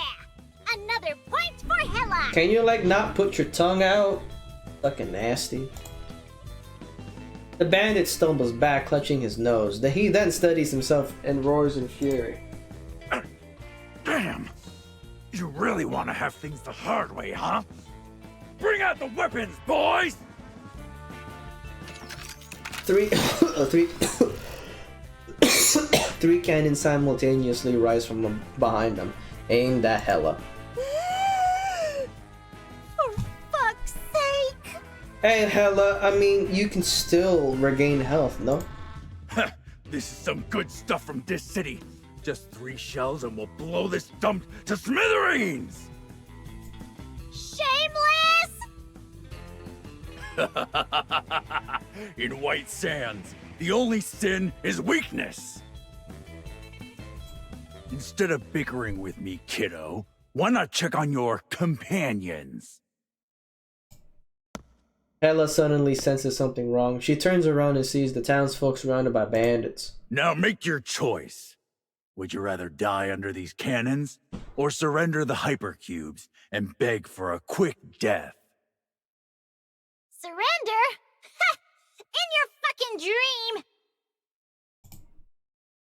The bandits' threat doesn't work. Hella steps forward heroically, standing at the front of the crowd, using her body to oh yeah, I forgot, she does that. She hates being framed for no reason and despises bullies even more. She doesn't care who stole the bandits' looted hypercube. She just wants to beat them up to a pulp with her steel pipe. Plus, her confidence stems from one more thing. I'm not fighting alone here, Excuse okay? me. 2 sinners against you losers? It'll be an easy peasy fight! Just bring Horo back in here. We don't even know where the fuck she's at. The desert bandit is stunned for a moment, then bursts into laughter. Alright, I get it. So that's how it is.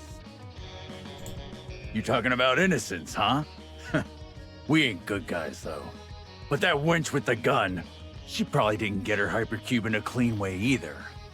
Where's Horo? Stop your bullshitting! Throwing dirt because you can't win? Well, listen up! Your spinning won't work on us! I just want to know where Horo's at. Can I just fucking do that? Right, Corin? Hella turns and spots Corin at the back of the crowd. This trusty friend is trying to sneak over the wall, one leg in the air. Corin turns her head stiffly, locking eyes with Hella. What are you doing? The enemy's over here. Where are you going? That was quick. You guys done talking already? Don't mind me. Take all the time you need. Hella darling, you were super cool just now. Hang in there. Tuco is in your hands. I've got something else to attend to. Be back in a jiffy. Corin blows a kiss and nimbly flips over the wall in the next moment, vanishing completely. Poor little Hella's left behind, dumbfounded to face the fierce bandits alone. Horo's gonna come. Only one obstacle left. Aim the cannons at her! Ready to fire! It's okay. Horo's coming. You big liar! Oh, Hella. Roleka wants an even more thrilling game.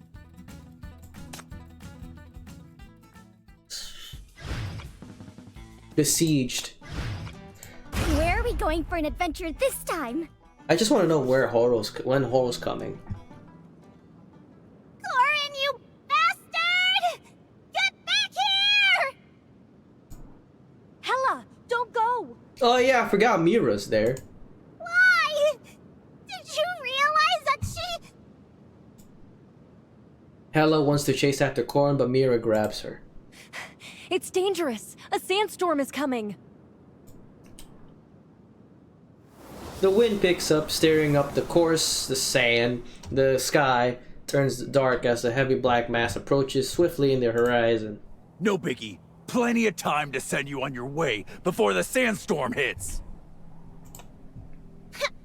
Nonsense! With me here... Enough, Hella. Just go! Don't worry about us. Mira seems to have made her decision and tugs on Hella's sleeve. Her hand is trembling, but her tone is firm. Corin is a liar. We trusted the wrong person. But you're different. Forget about us. Without us, you alone can definitely get out before the sandstorm hits. But you guys have no bullets left. If I leave, you're all dead. That's still better than everyone being trapped here. Leave now! Time is running out! Mira's tone is firm, but Hella can still feel her hand trembling uncontrollably. The sandstorm is approaching, and her pipe is no match for the cannons, let alone the raging mania within it. Without Corin's help, she probably won't be able to... Hey, listen, I leveled the fuck out of you, okay? You should be fine. Then, should she flee alone? No. No, I can't leave. Gotta use my head and think. That dummy wouldn't give up at a time like this. He'd figure something out. There's gotta be a way.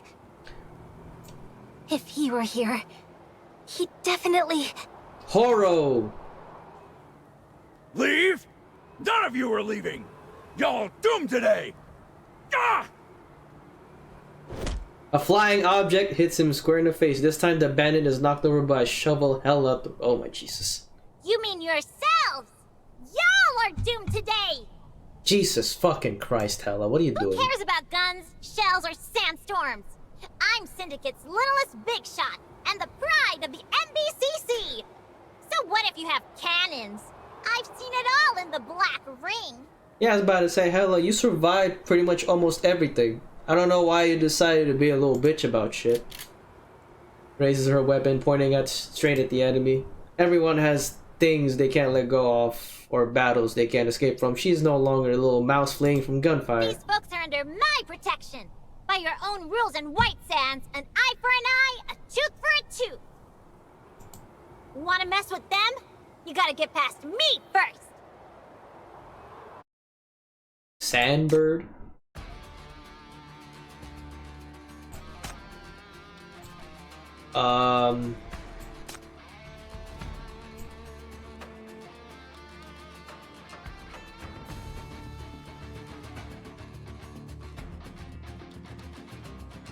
Okay. Alright, here's Darren's turn. I don't know if, Okay, fine. I'll go. Hey, look! I'll go. It's Darren's turn. I can leave her alone over there. It's Darren. It's Darren. It's it's Darren, blast the bolt. Epic. I think she's gonna kill him. Or whatever that is.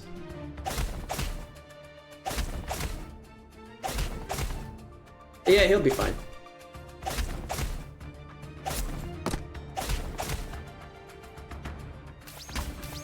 She'll be fine.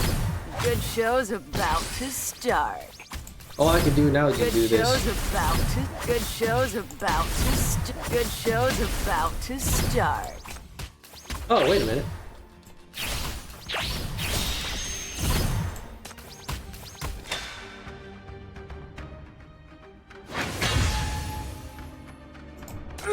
See?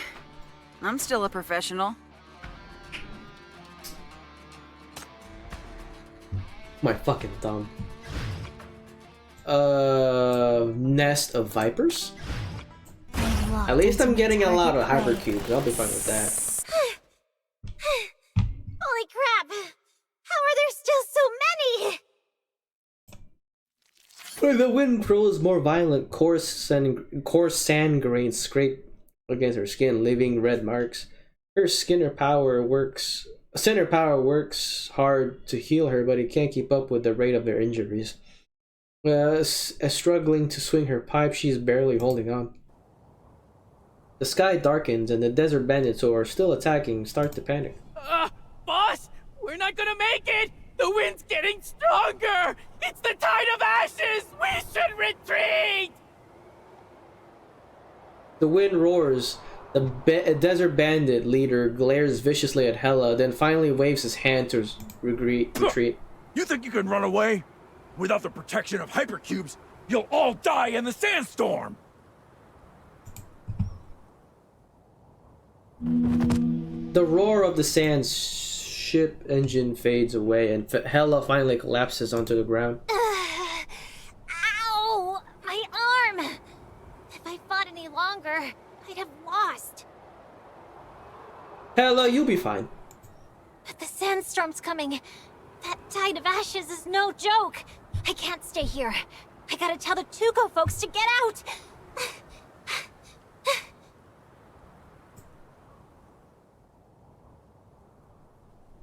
In the earlier battle, most of Tuco's residents retreated to the town center under Hela's cover. Now that the bandit threat has been cleared, they must escape the town before the storm hits. Hela stumbles toward the square and spots a bunch of busy figures in the distance. Quick! The desert bandits have left! The Tide of Ashes or something is coming! We have to leave! I'll help you back! What? All right, everyone speed up. We need to make a run for it. Oh yeah. A familiar voice, a familiar figure.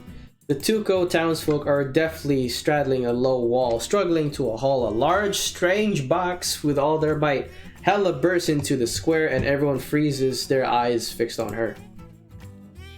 In the middle of the crowd pushing the big boxes, the only one who just fled in the panic, Yo, Corin. Hela darling, I'm back to save the day. Ready to make a dash? Corin salutes Hela without a hint of embarrassment. Why are you here? Trying to trick us again? Mira, don't let her fool you! This bastard! Jesus, Hela, how dumb are you? Well, Mira lets out an awkward chuckle. Hela's death glare sweeps the square, causing a few townsfolk to guiltily avert their gaze and look at the large box instead. What is this? Just a bit of luggage we borrowed from the bandits. Another gust of wind blows through, and the welcome sign at the gate crashes to the ground. The noise jitters the townsfolk, causing them to drop the box into the ground. A few blue hypercubes tumble out, rolling slowly towards Hela's feet. Eh? What the hell? A den of thieves! You're all in on it! Don't say that, little lady. We're not like the desert bandits. They're a faceless bunch who ain't known nothing about law and order. Why you say it like that? But we are the caterpillars of building a better tomorrow. We'll conspire this together. What? Bull crap! There's no we in this, and I am not a bug! You are! Oh, Hella. Well, it's an emergency. How about I share some of my goods with you? 1 hypercube? 2? I can't give you more than that, or else I won't have enough.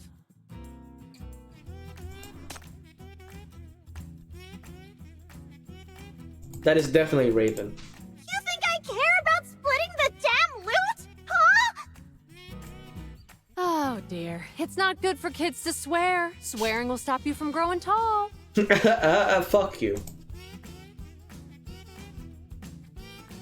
The more she tries to soothe Hella, the angrier she gets. She curses and stomps, charging at Corrin with a flurry of punches, but Corrin blocks the attacks and tries to explain with a softer tone. The direction of the wind has changed, and the sandstorm will hit soon. The sand ships here aren't as good as the ones in Dis City, so someone had to prepare in advance without alerting the bandits. Problem was, not many people in Tuco can fight. I had to get to the ship, but someone also had to hold off the bandits. Luckily, with you here, we gained enough time to retreat with an adequate hypercube supply. Now that we're fully prepared, let's set off. After her long-winded explanation, Corrin waits for Hella's wrath, but it doesn't come as expected. Hella lowers her head, her expression unreadable and her fist freezing 3 inches away. Corrin scratches her head and cautiously bends down. Oh, still mad, little hero? Oh dear. I really planned to stay and fight with you. Look, I came running back to pick you up as soon as I finished. There. If we linger any longer, we'll really be swallowed up by the sand. Come with us, okay? Hella angrily slaps away Corrin's outstretched hand. Get lost! Jesus Christ, Hella, what the hell? Bounty hunter my ass! White sandstone my ass! I came back because I was so worried about you guys! What a fool I was! You're all nothing but a bunch of scammers! Using me as a shield to save your own hide, huh? Shameless!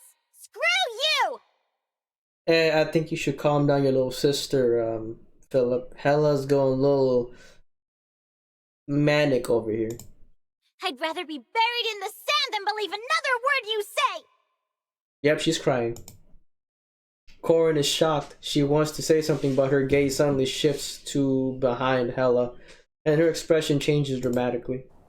At that moment, a fierce windstorm starts to rage. The sandstorm has arrived early! Everyone, grab onto something heavy and go to the sand ship! If you get blown away, you're done for! There's no time to activate the shield. The howling sandstorm swallows up everything. As Hella gets pushed to and fro by the wind, she sees someone reaching out through the sand. Damn it! Hold on to me! Hella vaguely sees a group of people running towards her. Corrin at the front looks uncharacteristically anxious. She tries to grab Hella, but only manages to pinch the edge of her clothing. Hella tries to hold on, but the wind grows stronger, and the fabric serving as their connection flutters precariously. Uh-oh, now she's naked. I don't like that. Hella gets swept away by the raging sandstorm before losing consciousness. She vaguely hears Corrin shouting something. What is she saying? Are these people good or just as bad as the desert bandits? Everything is so blurred by the raging sand, Hella can neither see nor tell. Her consciousness gradually blurs, then fades into the darkness. She's dead. There's no way to say it. She's dead. Hella wakes up, not on the rough sand, but on the rather soft bed. The hum of machinery sounds around her. She's clearly not in the sandstorm anymore. She's in the ship. What's going on? Didn't I get buried in the sand? She doesn't know how long she's been unconscious. Her injuries are mostly healed, Not opening her eyes all the way, she sneaks a peek through her eyelashes. Sure enough, she's lying in a sand ship. She recognizes the ship's design. It's similar to one of the Outlaw Affairs Bureau on her last trip to White Sands. The people around her are wearing this city uniforms. Footsteps approach. She shuts her eyes tight, but it's too late. Looks like our little guest is awake. Upon hearing this, Hela gives up pretending to be asleep and sits up, staring warily at the speaker. Whoops. A young man smiles kindly at her, seemingly unfazed by her hostility. Great. You look like you're all right. Who the fuck is this? Who are you? Where am I? I'm the ship's captain, Scotch. I'm in charge of the current cleansing operation for transport routes. Don't worry. We've already investigated you. Your identity is vouched for by the MBCC, so you're trustworthy. This ship will return to Dis City after the cleansing, and you can come back with us, but... Scotch gazes at Hela in anticipation. Let's have a chat, Miss Sinner. Are you interested in collaborating with us? Where is Horo?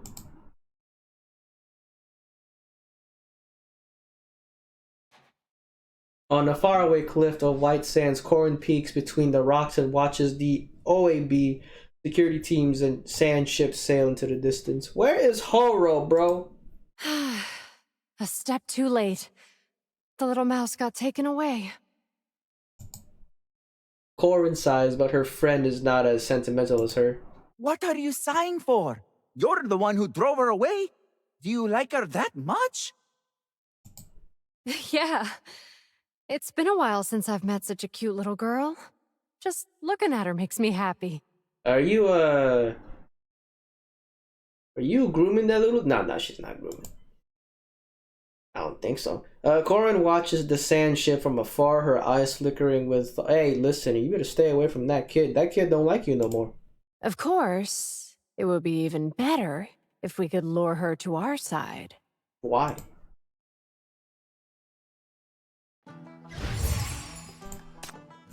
Huh? Authentic jar in the to-do list?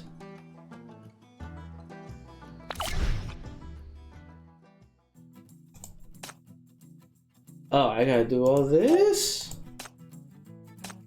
Oh man. Not bad, that should do it. After a full day's work, Hela and Maggie finally managed to clean up the mess they made. Jeez, I gotta read all this?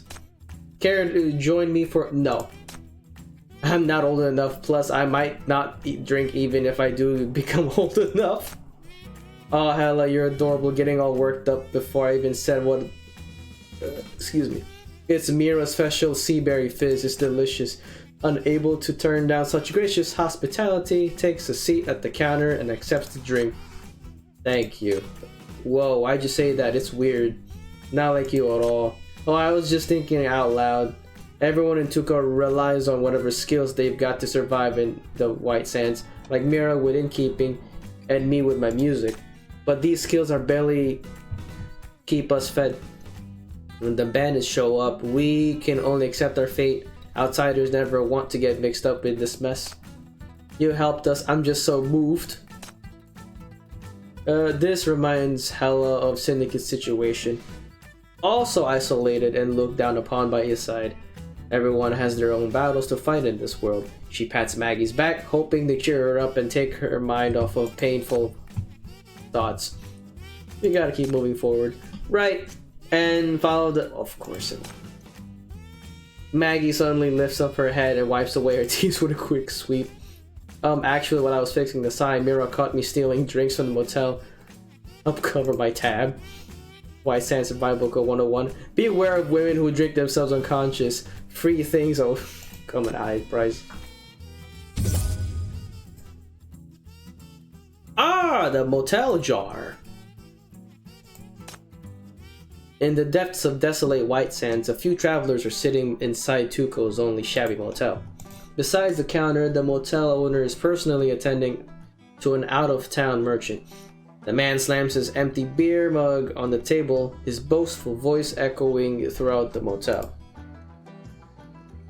I've been in the business for so many years, there's no treasure I haven't seen. I ain't bragging, but my eyes are sharper than those friggin' instruments. Look at the antique I got this time. With just one glance, I knew it was genuine. That dumb bumpkin even thanked me for taking this junk of his hands. He didn't even know it was being swindled. That's why he's poor.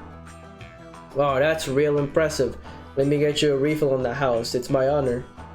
Mira refills the merchant's empty mug. Leaning on the table with her elbow, she lowers her torso with a gaze of admiration and awe. The moment you walked in, I felt your aura was different from the other guests. What a worldly gentleman.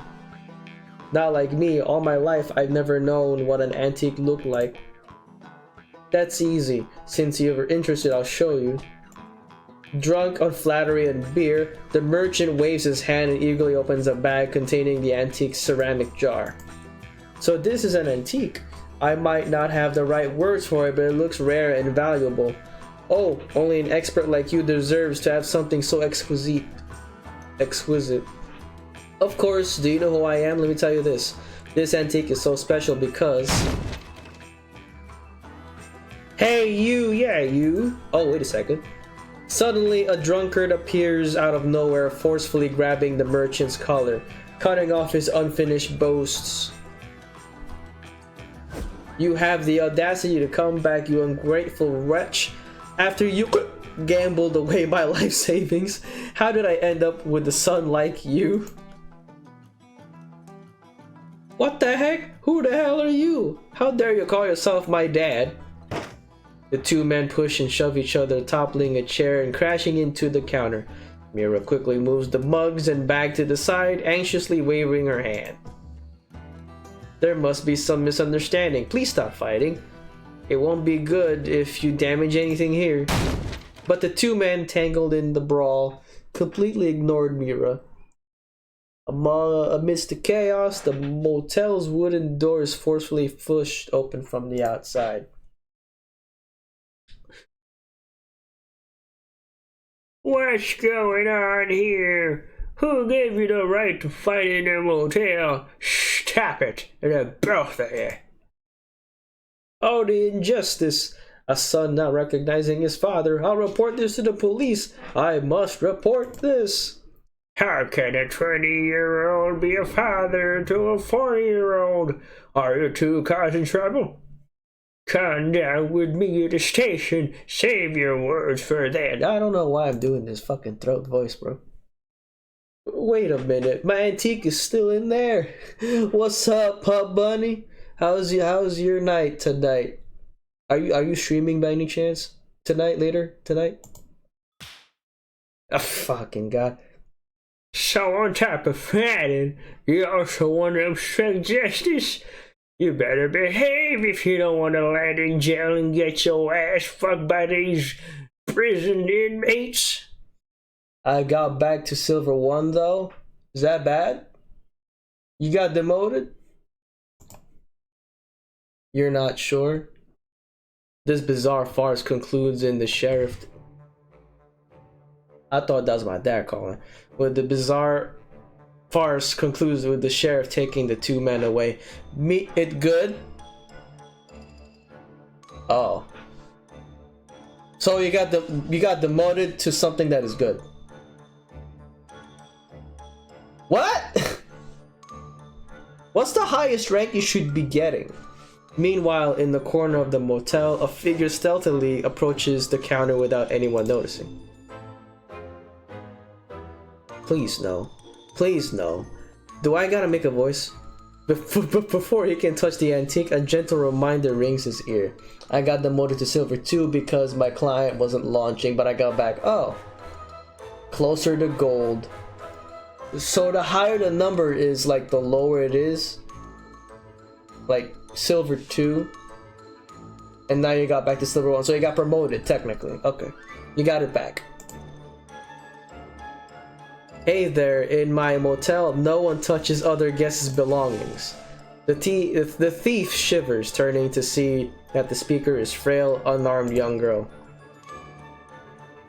If there's something troubling you, you can tell me, but you can't take someone else's things. Ah! Mira didn't get to finish her sentence. The thief suddenly tries to grab the bag she's protecting. Cut the crap, hand it over. Oh, that's good. So what's the highest rank you should be getting? Closer to gold.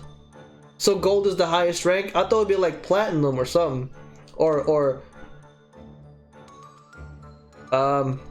diamond, platinum, I don't fucking some type of pearl. No, not Pokemon shit.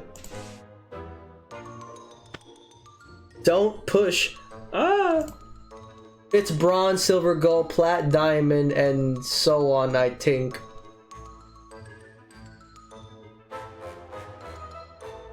Cosmic, that's the highest one, cosmic. And then there's other ranks too, maybe, I don't fucking know. In the scuffle, the ceramic jar slips out of the half-open zipper and hurtles through the air in the graceful arc. Crash! Ooh, 75 years of bad luck, someone's about to whoop that ass. Silence fills the room as the fragments scatter everywhere. The thief turns pale and tries to flee, but Mira reacts quicker. Excuse me. What are you doing? Let go of me. Mira smiles gently, effortlessly grabbing the thief by his collar. No matter how hard he struggles, the delicate hand that he easily swatted away earlier has now an iron grip. That's not going to work. If you leave, I won't be able to explain the guess, but can you like grip my hand just to see how strong your grip is? What do you want then? Don't expect me to take the blame alone. I had no money. You're also at fault for breaking the jar. If I'm going down, you're going down with me. Oh, we gonna fight? In the face of the thief's hostility, Mira sighs softly. Her face dims slightly from being misunderstood. You've misunderstood. I don't want to harm you. I just want to help you. That merchant has many connections in this city. Breaking his jar will certainly make him hold a grudge against you. Even if you escape from me, he'll catch up to you later. If you run off now, you'll truly seal your own fate. Her words make sense. The thief feels a bit shaken. While he struggles vigorously, his strength is a lot weaker than before. Are you gonna play League tonight? Is that buffoon really a big shot? But I'll be dead if I stay here too. Let me go. Oh, don't worry, I have a plan. Catching the hint of behind Mira's words, the thief stops struggling and turns to question her. What do you mean? The sheriff will likely detain them for 2 days. We still have time. If we go to my acquaintance now, we should be able to make a passable replica of the jar. Wait, why are you being so nice? We don't know each other. Why are you helping me? Perhaps because I see my past in you. I once stole from others to survive and did even worse things, so somewhat I understand your struggles.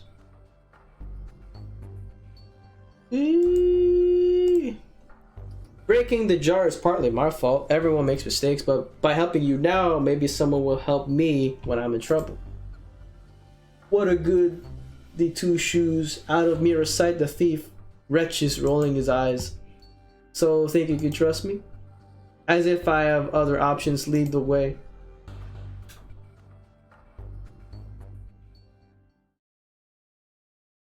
No, I'm joking. No, I'm joking. I'm joking. She didn't do that. She's a child. Near the motel's back door, amidst the choking smoke. Hey, she's choking. You know what that means. The thief stares at the stove and person in chef's clothing in silent shock.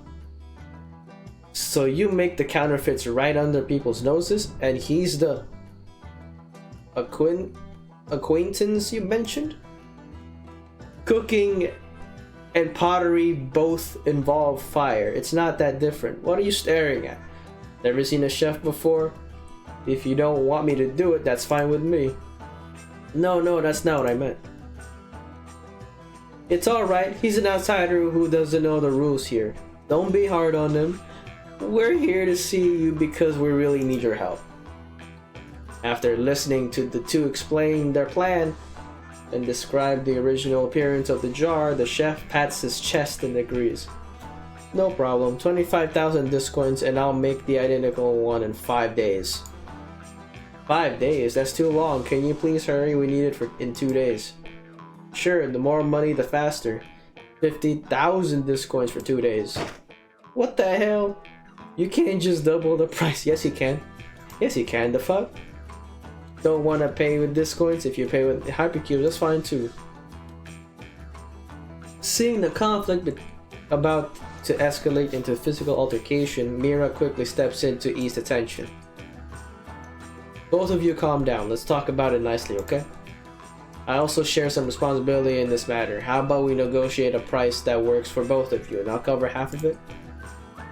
I know making pottery is hard work, but 50,000 is indeed a bit too expensive. Considering how long we've known each other, can you give us a discount? How about 20,000? I can give you a discount, but with what you're asking for, I can't even break even. You should be fair, ma'am. Then can you do it for us half price? 25,000, please? Alright, for you I'll take this loss. Come pick it up tomorrow, Mira. You owe me one. Hey kid, she bargained so hard for you. Don't tell me you can't even cough up half of 25,000. Sorry, this is the lowest price I can get for us. Are you okay with it? The thief reluctantly reaches his pockets and gathers enough money to cover his share. After handing over the discoins to the pottery making chef, Mira smiles gently at the word thief. Don't worry, there won't be any problems. With my help, you'll definitely get through this. Oh, I bet you can. Hey, do I really need to get the sticker of hella smirking? I don't really need that.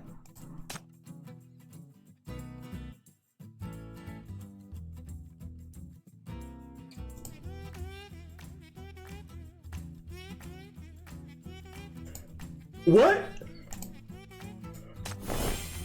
Ooh! Drag theme stickers on the diary on the right. Try out different combos to write interesting contes. Decorative stickers can be earned by completing the gunslinger challenges or specific events to-do list. Oh. What? What? What? I can do that?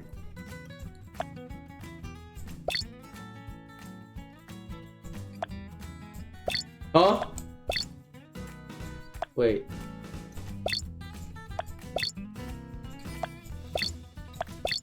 No.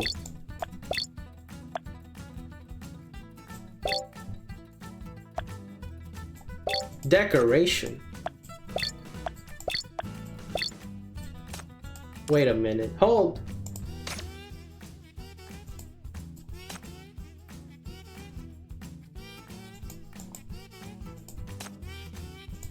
Wait, I'm sorry. What? Can I do all three? Wait.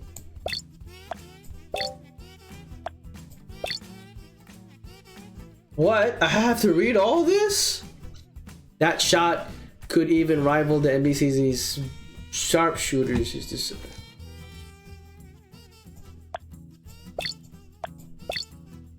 What?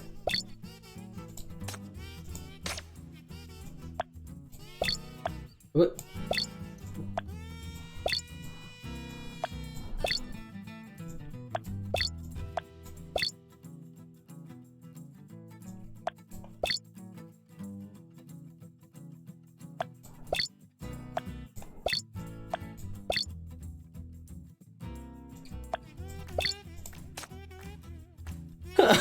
That's funny. That's actually funny. Wait, so I don't understand. So it just does whatever? I can do whatever? Oh, no, actually no. I gotta edit that.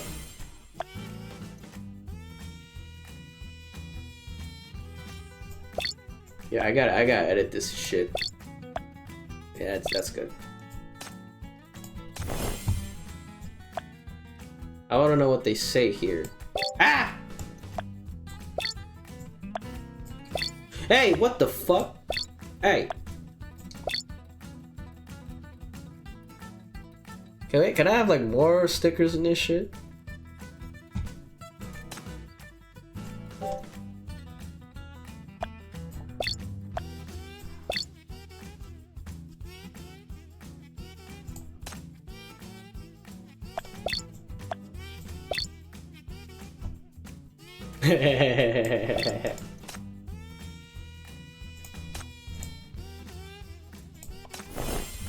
Oh, that's cool.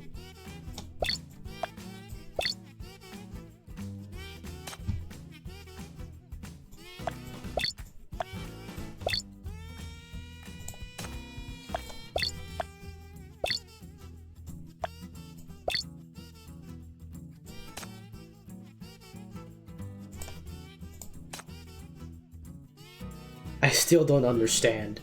What the fuck am I supposed to do with this here? Is it just whatever, wait, it has to make sense or whatever? Does it have to make sense? I don't understand. What am I supposed to do? I don't get it. I won't let any of this unsightly trash escape. Inside the AOAB security team sandship, Hela looks at the young men in front of her and with a hint of suspicion, the captain smiles back at her. Cleansing operation for transport routes? Excuse me.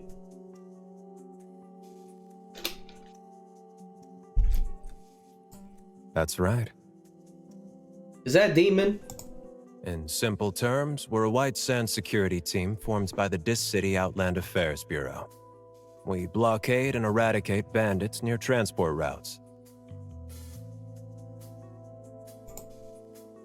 A team member standing by the side hands over the document. Hela leans in and sees that the seal of Outland Affairs Bureau on it.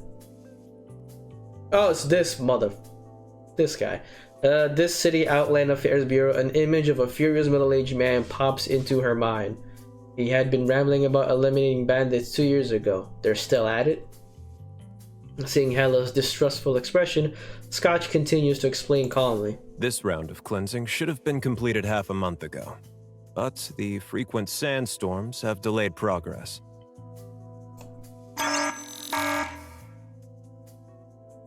The man's words are interrupted by a sound and alarm. Is it Horo?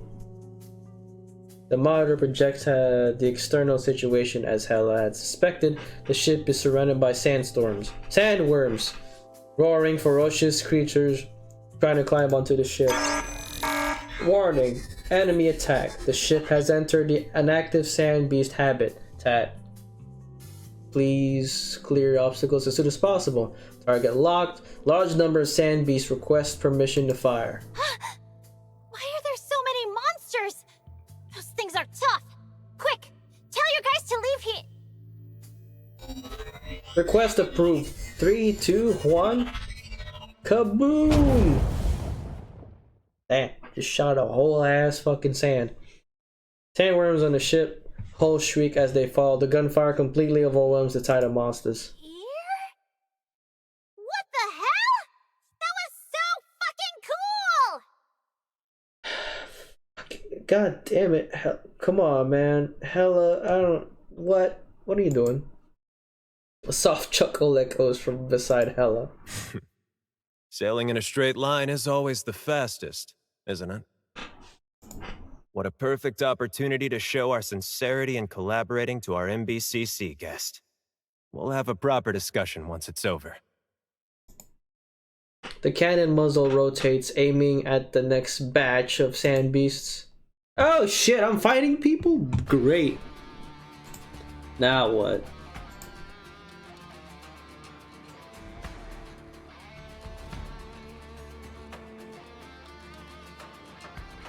Okay, I'll have Darren over here then. Okay, fine. Then I'll have like I'll go. If this her over here scene could be and Hole over here. execution time. I'll be fine. I don't need to worry much. Beat her ass!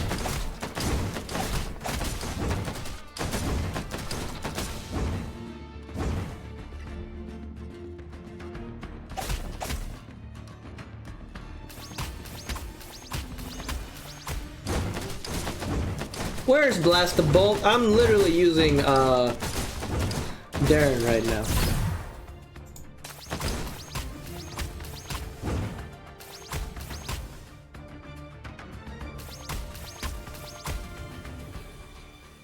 Blast the Bolt. I'm using Darren right now, bruh.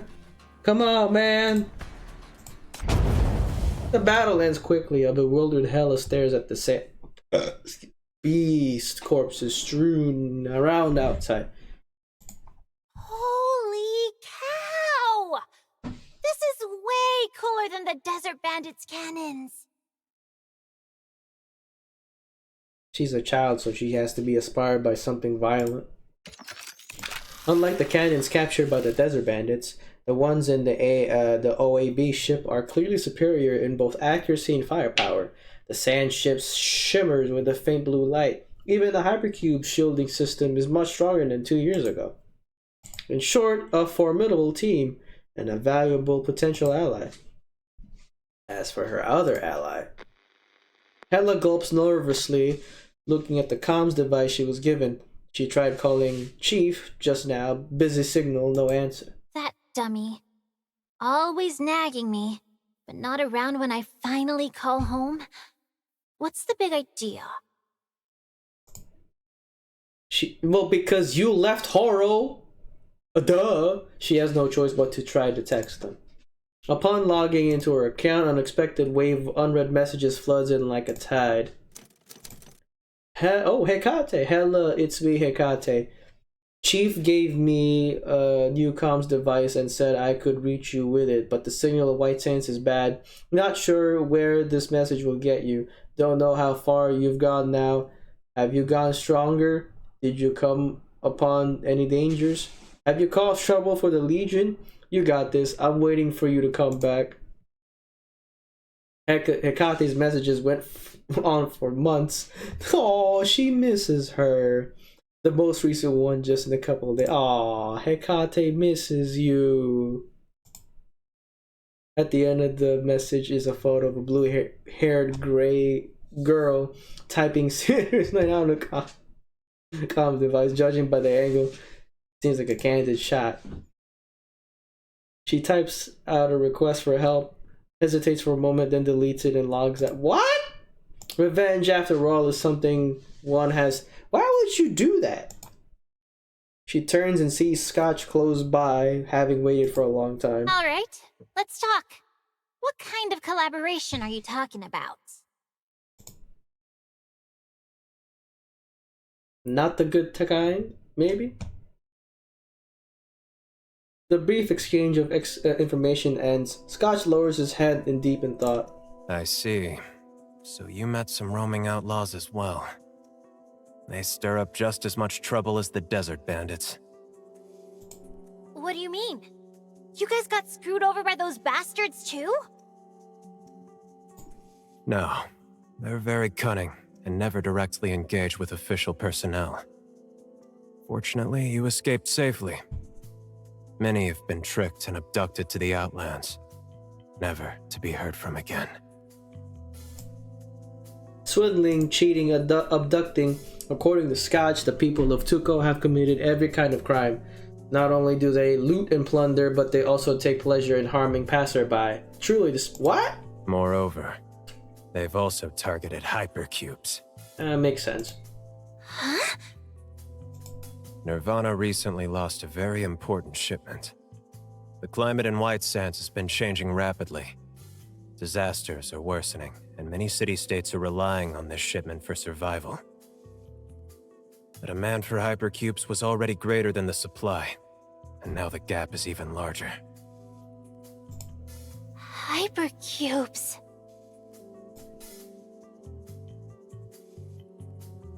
The Desert Bandits chasing you just stole someone else's hypercube, but they didn't keep an eye on it. Now they're taking it out on you, thinking you're the thief who stole their loot.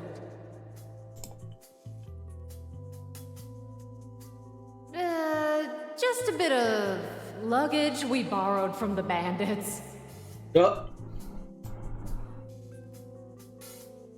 So that big box contains the stolen hypercubes after all. The desert bandits first robbed the hypercubes from Nirvana, then Corrin stole them from the desert bandits. That group is very cautious.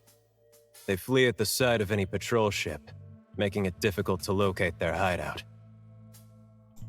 That's why we wanted to collaborate with the MBCC. But it seems that your chief is too busy to do so this time. I clearly don't have time, apparently, in the game.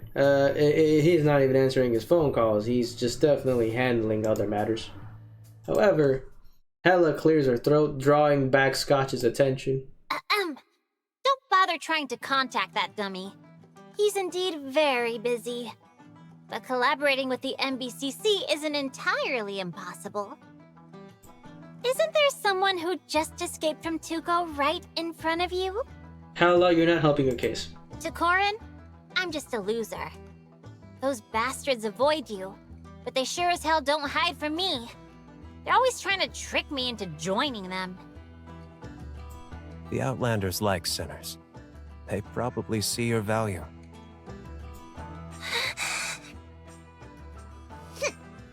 That's perfect then.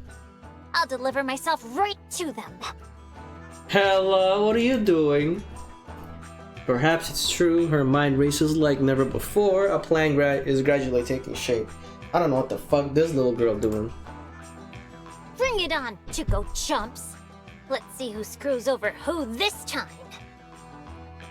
Hella, you're not helping your case. See?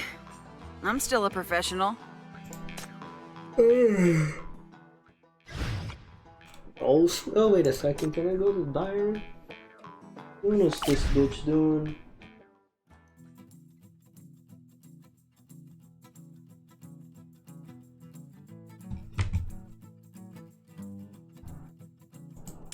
Wait.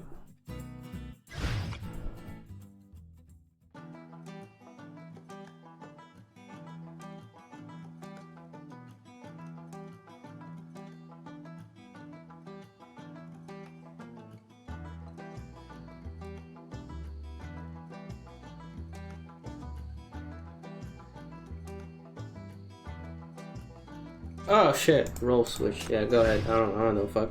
Poor little thing. I think I'm almost done. In peace. I hope it's almost done. I ain't trying to stay for too long. The White Sands market is as bustling as ever. Vendors loudly advertise their wares to the endless flow of travelers. Suddenly, people halt their steps and gather under the wooden board. Everyone whispers cautiously, looking at the girl beside the bulletin board. Don't miss this! Come in! What? Don't miss this! Come in, take a look! A new batch of wanted posters cover the wall.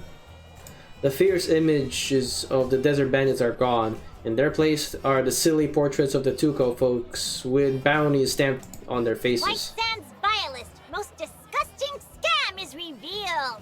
The evil scammers who ought to win acting awards! Beware of their tearjerker performances! Hella, what are you doing? But they've messed with the wrong crowd! You've all heard of the MBCC, right? You've all heard of the legendary Chief, right? What are you doing? Whoever can take me back to Tuco for revenge, I'll reward you with Chief's salary on behalf of the MBCC!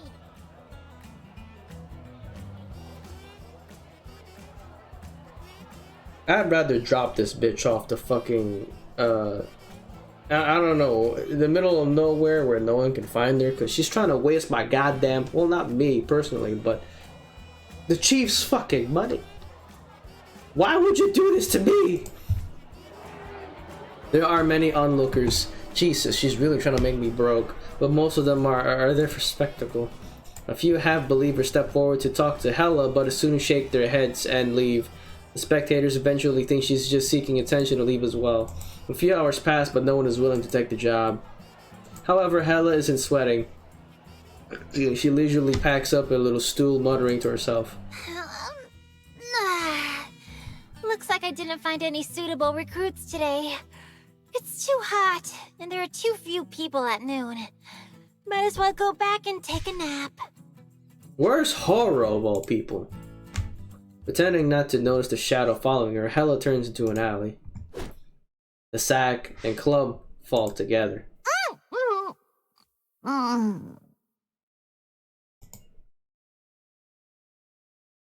What? Damn, my head hurts like hell. Oh, it's the bandits now. After a while, her consciousness gradually returns. The thwack of the back of her head hurts more than expected. Someone is speaking to near her, but the voice is unclear, fading in and she's Why isn't she waking up? Did you hit her too hard and crack her skull?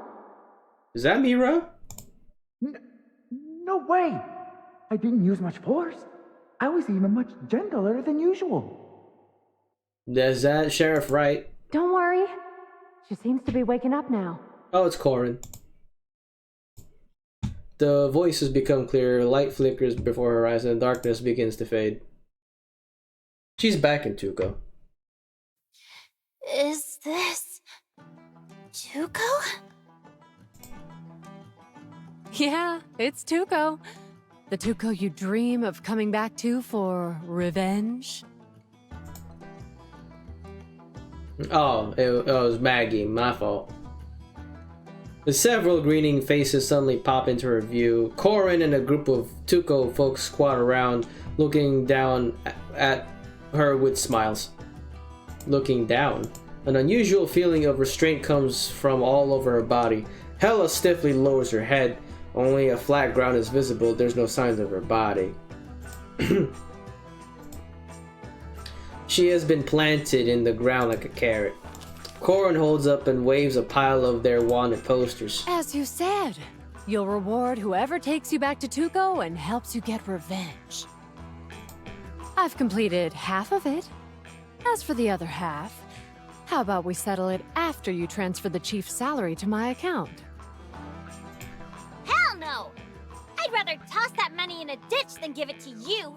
You bunch of deceitful, club-wielding scumbags!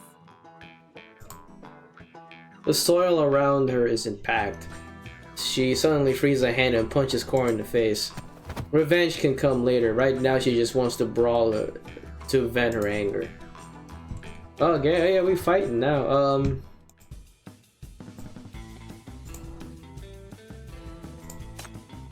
What's this? Mayor of Tuco, Tuco's songstress.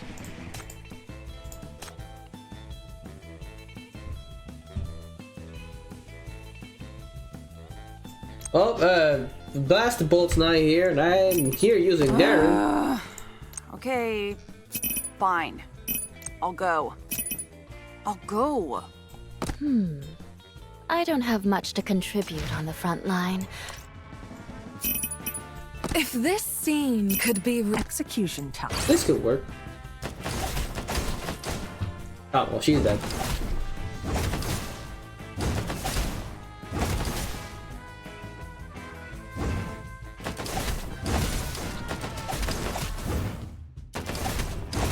Oh, that's a boss? Ah, well, I forgot. I overpowered the fuck out of my sinners. Greatly outnumbered, the outcome of the brawl comes as no surprise. Ropes coil around her body, tightening into knots. Corin hums a tune as she deftly bounds Hela. So many of you ganging up on me! Have you no shame? So you've won. Fine! But why tie me up? You gonna sell me off too? Hela pauses, then completely gives up and lies flat. Go ahead then. Sell me. If you've got the guts, sell me to a place far, far away. But I'm telling you, Horos Legion and the MBCC love me. Messing with me is messing with them. Corin chuckles and stops her tying. Oh, now that you mention it, that does seem to be the case, huh? So, my dear Hela, what should I do to escape this tragic fate? Hela's eyes dart around, deliberately putting on a wary panic expression. What are you thinking? You're not planning to keep me hostage, are you? No! You can't do that! They care too much about me! I would become their weak spot! I can't be a hostage! What is Hela doing, bruv? To her surprise, Corin bursts into laughter. You can be a hostage then. We're really short on helpers lately, so from now on, you can go with Wright to organize the depot. Wait, hold on! I'm a hostage, not a laborer! Why do I have to work for you guys? Little Hela, that's not the right description. Corin lowers her hat brim slightly, her expression mysterious. Do you think we'd pay you? No. Exactly. Since there's no pay, you aren't working for us. Corin picks up Hela, unties her, and pushes her into the depot. From now on, you're a little damsel in distress, captured by the Tuco villains. You're not in a position to refuse. Feel free to surrender anytime. You bastard! I'll tell the Legion commander! I'll tell the BBQC! I won't surrender! BBQC? Are you really into that now? The barbecue? The door slams shut, followed by a set of tools thrown into the window. Alright. I'll surrender tomorrow and start working for you. Fine, I'll work. What a bunch of idiots. You dare keep Hela hostage? Just wait and see. I'll get back at you all at once.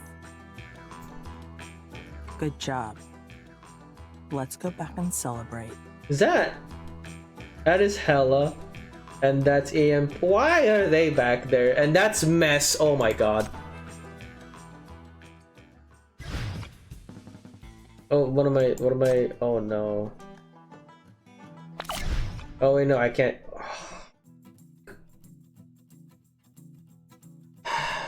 Shit. Mr. Wright. Well, if it isn't little Hela, what's wrong? How'd you get that bump on your head? I got picked on by the villagers just because I said I was with the MBCC. Could you help me? Hela dredges up very sad memories since birth and breaks down in dramatic sobs, putting on the performance of a lifetime for Wright. How dare they? I, Sheriff Wright of Tuco, will move heaven and earth to help you. Oh my god. I mean, ow. They hit me. Oh my fucking god, Hela. That was close. She'd almost burst out laughing at how well her plan was working. Hey, Sheriff, the wolfberries are in the field are ripe. Wanna grab some? As Wright and Hela patrol the area, they are quickly surrounded by a crowd of townspeople. Sure thing, but tasty as they are, don't take too many, otherwise there won't be any next time. Ah, we understand. Hey, Wright, 2 sandbirds got heat stroke earlier, so better return one of them. Don't want to ruffle any feathers. Leave it to me. The other one's going in the stew. Watching this display of community spirit, Hela realizes that Wright rivals, if not outshines, the sheriffs back in the syndicate.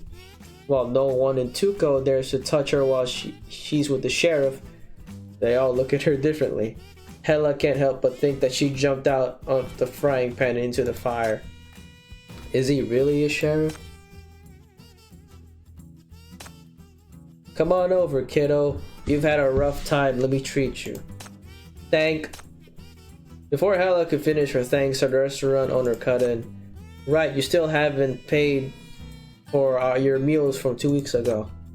Ahem, I was just conducting an investigation, checking if you're using too many additives. Investigation? By making your dining companions foot the bill? Hearing this, Hella instinctively reaches for her wallet while beads of sweat begin forming on Wright's forehead. Oh, kiddo, I think my stomach's feeling a bit. Get back here right now. She grabs Wright before he can escape, yanks off his sheriff uniform and shakes it over the ground.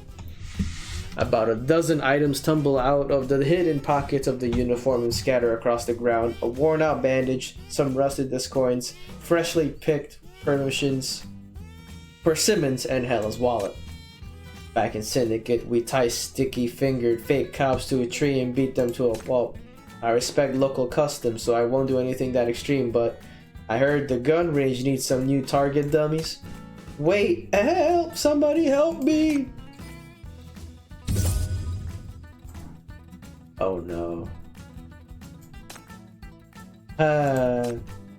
Oh. Why are you also moping around? When I was your age, I was busy whacking idiots over the head with a pipe. No matter how hard I try, I can't reach my teacher's level of cooking. I want to leave here and come back when I become stronger. Oh, I know this one. Next, you're gonna train yourself in White Sands, right? Exactly. That's what my teacher told me. He said that once I overcome 1,000 trials and tribulations, I'll find a perfect recipe. Don't listen to that scammer. He's just using White Sands to scare you so that you'll give up. I don't believe you. You're always trying to trick me. I won't fall for it. And with that, he darts away. If he really goes to White Sands, he'd die, but Hella knows that she can't stop this stubborn kid on her own. She needs someone else's help.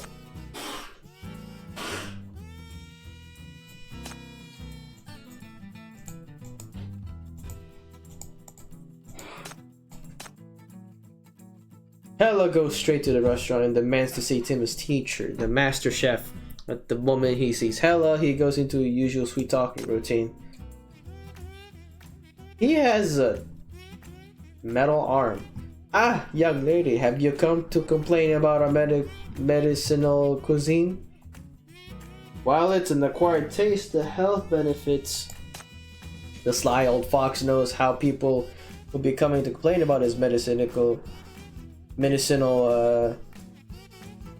dishes, so he advised to come back before they even start. But Hella doesn't fall for such obvious ploy. No, you misunderstand, sir. I'm not here to complain. I want to place bulk order for your dishes. Are you? You really want a bulk order? This stuff from Tuco? Of course. I even doubled my dosage myself after eating tons of it while training. The results proved to be amazing. Now I can bend steel pipes whenever. Like it's nothing. That's wonderful. Results are what matters the most. So, just out of curiosity, how many would you like to order? Let's start out with 100,000 dishes. I've been in touch with some East Side tycoons. They should be sending their orders in a few days. I'm gonna strike it rich. Hold your horses. If your stuff doesn't work, you'll have more than just an OAB to worry about. Those East Side big shots play rough. Who knows? They might just wipe Tuco off the bat. Hella makes an exploding gesture with her hands, then blows some air. The master chef had clearly never faced this kind of threat before. He succumbs instantly. Please spare Tuco. I just wanted to make some cash. Look, here's the recipe. I don't know why it worked for you. I only added a little premium protein. No. Oh yeah, premium protein on the base formula. Fine, if you keep your apprentice away from White Sands, I'll drop the order. But speaking of which, what exactly is this premium protein? Well, White Sands has so many sandworms, it'd be a waste not to use them. Oh.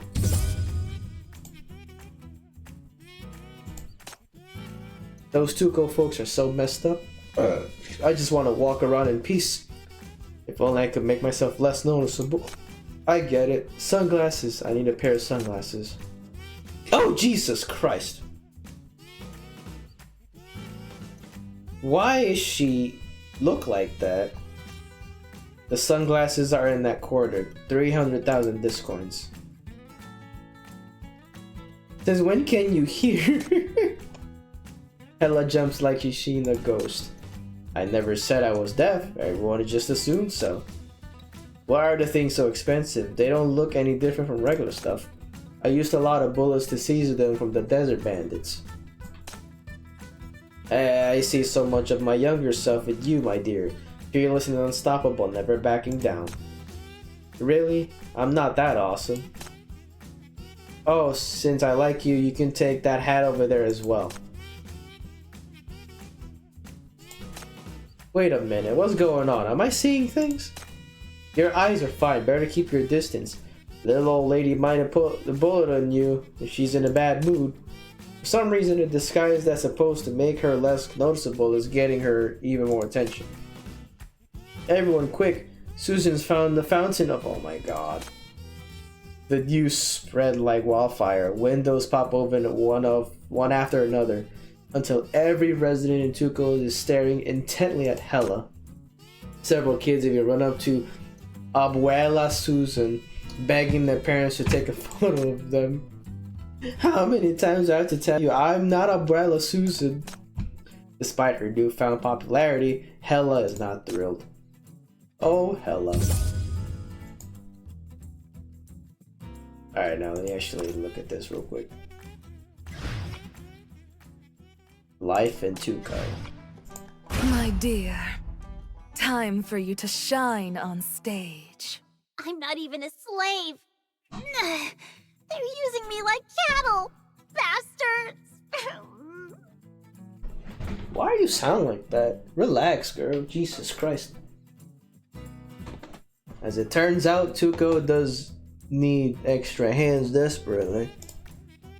Hella follows right and toils non-stop from morning till night. Even during the occasional break, Corin orders her to help out in the kitchen or clean the square. Damn that bastard Corin! Hella grumbles quietly, but doesn't forget to keep an eye on her surroundings.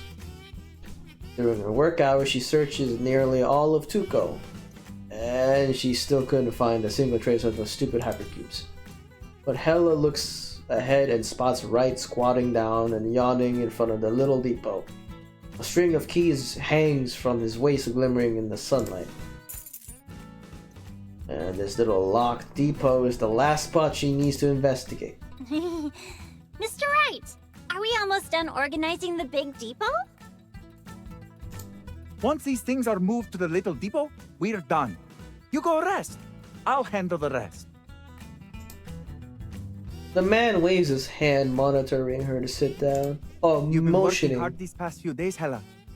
Take a good rest after this. And if anyone asks, just say I let you. Even Corin won't say a word.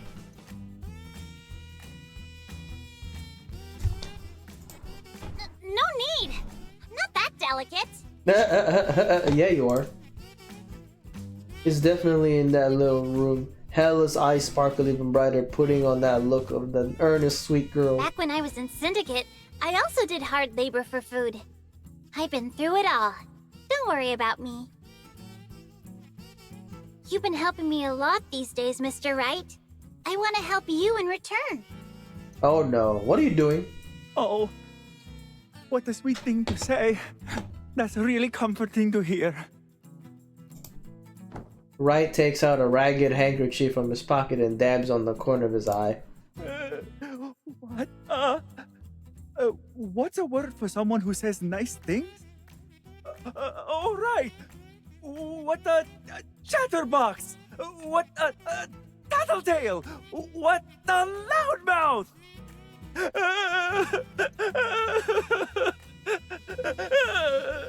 My boy does not even know the actual words. Sweetheart. She's a sweetheart. You're calling her. Well, she's not. She's an actual chatterbox. She's not a tattletale, but she is a loudmouth. Thanks for the compliment? Oh, hella. Thud, a lunchbox falls on Wright's head. It's Mira and little Timmy delivering food. Just bear with it a little bit longer. Next month, I'll get him a dictionary, but I can't guarantee he'll get things right. You've been busy all morning. You must be hungry, right?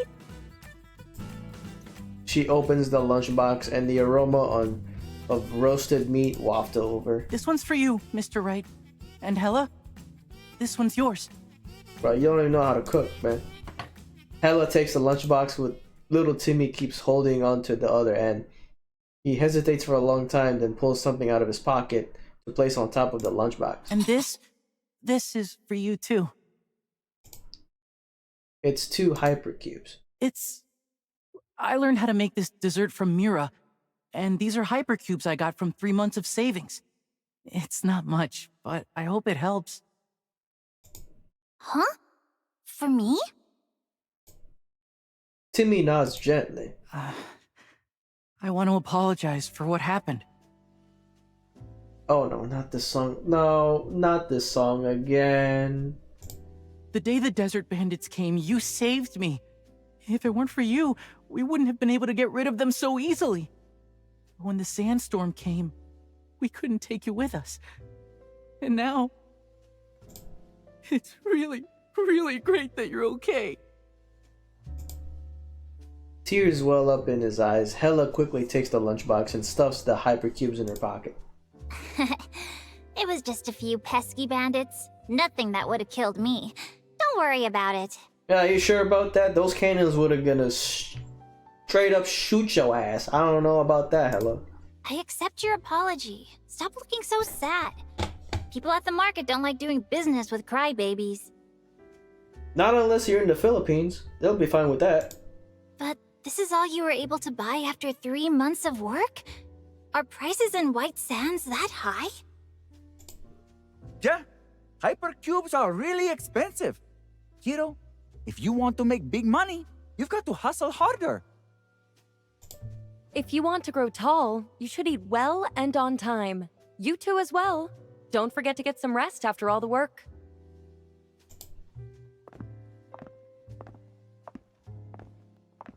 After all that, Mira and little Timmy say their goodbyes and leave. Hella finishes her lunch quickly and volunteers to clean the little depot. She uses sweet words like, the early bird catches the worm and kids clean faster to make sure Wright unlocks the depot door. The little depot is not the splendid treasure trove that Hella had imagined. Amidst all the dust, there are some old furniture in the big box that the Tuco folks had to try to flee with. Huh? Why does that box look familiar? Oh, that's the one we snatched from the Desert Bandits.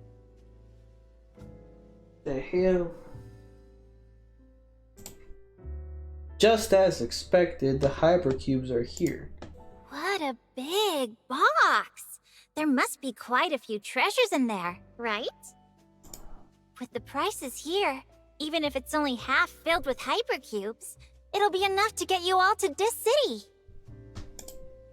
Yeah, right. I got to admit, we really got lucky this time. This box really does have some good stuff inside. It's just a small bag that takes up less than a tenth of the box, but it's definitely something. Tuco has a lot of old folks and kids, but if we have this kind of luck a few more times, we won't have to worry about the next sandstorm at all. And I, for one, am always the luckiest in Tuco! I don't know why you're laughing like that. After a burst of proud laughter, the smile on his face fades a little. He looks at Hella with a complex expression. But no matter our situation, we really shouldn't have dragged a little girl like you into this. Little Timmy said you're a good girl who helped us a lot, and you're just a child. Look at me. I'm a full-grown man, and not even as clear-headed as a kid. Silly me. Mr. Wright, we're such close friends already. do you really have to do all this bowing and apologizing too? It doesn't matter if we're friends or not. It's the right thing to do. Just save those Tuco folks and beat those desert bandits to a Pope! I have to thank you properly. Pope. God damn it. I feel bad for Wright, bro. The middle-aged man who always misuses words rummages through the pockets and puts a paper wrap snack on her hand. But the sandstorms are coming more frequently and supplies are getting more expensive. Ultimately, it's because I haven't been a good sheriff for Tuco. Otherwise, Corin wouldn't have to go out hunting for hypercubes everywhere, and you wouldn't have been dragged into this. Hela, if you want to blame someone, blame me. But Corin is a good lass. So good. She's dragged down only because of our weakness. Weakness. The syndicate girl lowers her head, looking at the snack on her hand. The lunchboxes Mira sends are always filled with the brim, or to the brim. Abuela Susan specially wove her a sun hat, and Maggie nonchalantly passes by the depot with the cold. Oh my god, this bitch keeps drinking.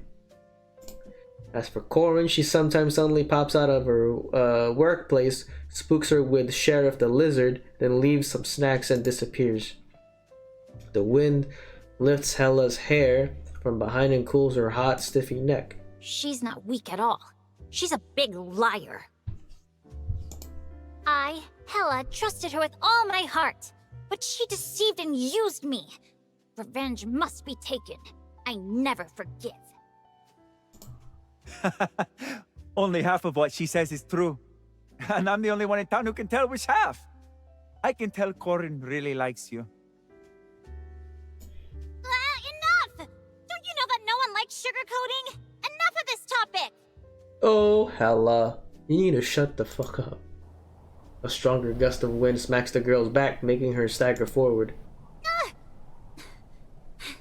Why is the wind getting stronger? It's just like a few days ago. She turns her head and her complaint gets stuck in her throat. On the horizon, a massive storm rolls in the tidal wave, blotting in the sky. Oh no! It's a sandstorm! Dropping the lunchbox, Wright grabs Hela and starts running. Go to the square! Meet up with the others! Are we fight? No, we're not fighting. But we are fighting now. Level 30. I'm getting close. There will be blood.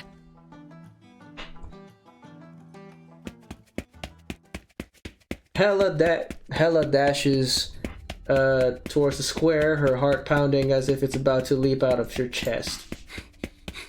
There's only one car, and it can fit at most 5, no, 8 people? I need to get them out. What do I do? What do I do? In her head, plans pop up and get ruled out, one after another. The square finally comes into view. She sees a figure in the center. Everyone, follow me back inside!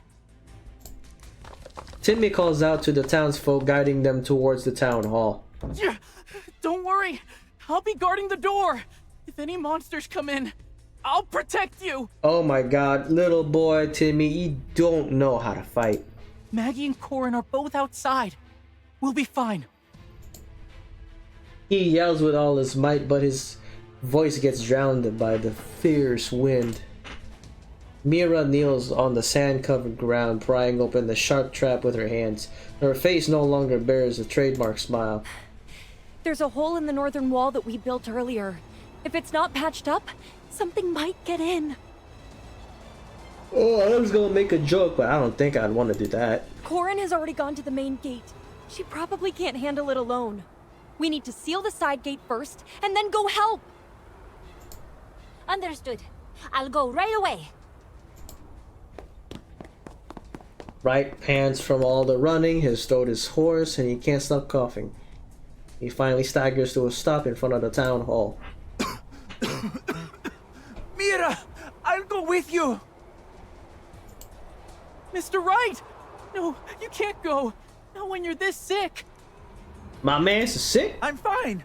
You guys go back. It's just a cough. It's not like I have a broken leg. I can still fight those monsters. Timmy, let go of me. Ah! What the fuck is little Timmy doing? A strong force pushes both of them through the door. Hela blocks the door and uses a wooden pole to bar the town's hall entrance. If you're sick, don't try to be tough. I won't let any sickly folks or liars be the hero. I'm gonna go fight this sandstorm. Just wait for my victorious return. And she dies. And she dies. Oh, Jesus. Actually.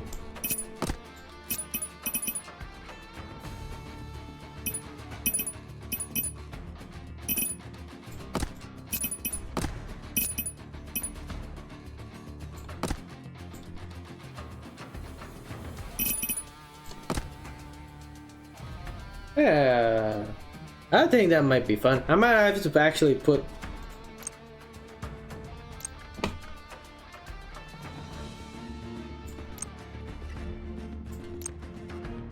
Yeah, I'll be fine. I don't think I need any more people.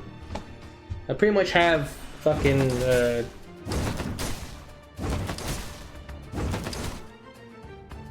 Those two are just fucking strong.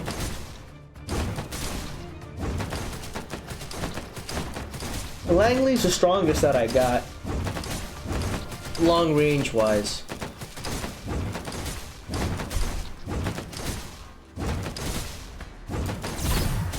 Please enjoy the show.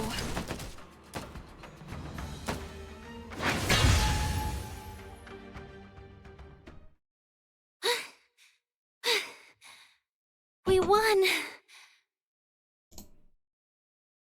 Thanks to the hard work of Hela and the townsfolk, the monsters that came with the sandstorm all got driven away. The wind weakened and the tide of monsters started to retreat. Hela sighs in relief, failing to notice a strangler lunging from behind.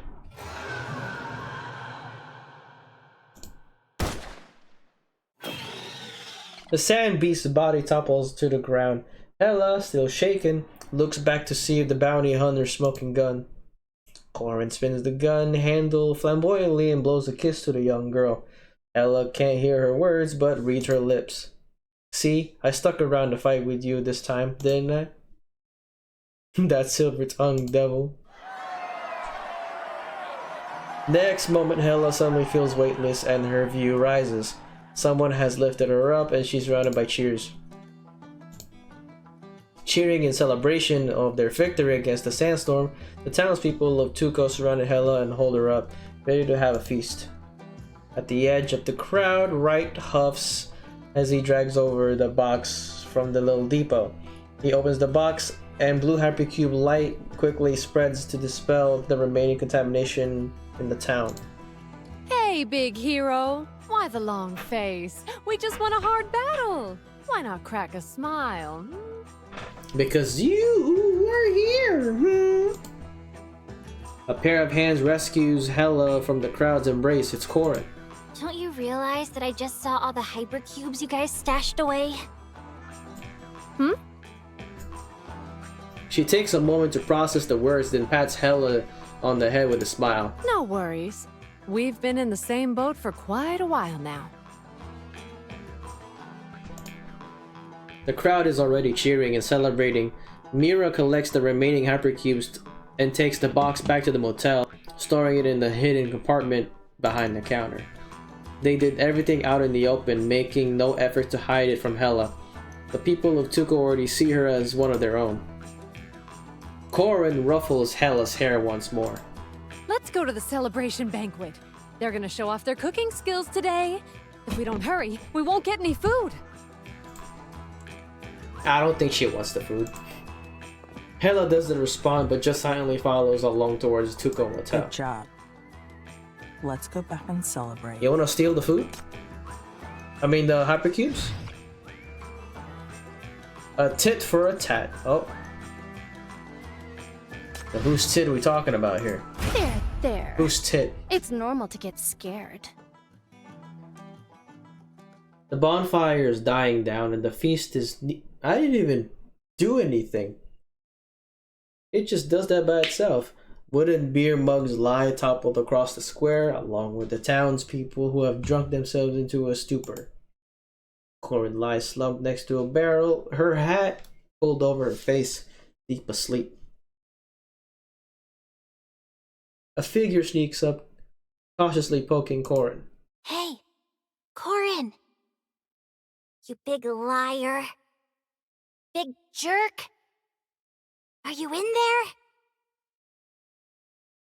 She stops and waits for a while, but there's no response. Hella's the only one still sober in the square.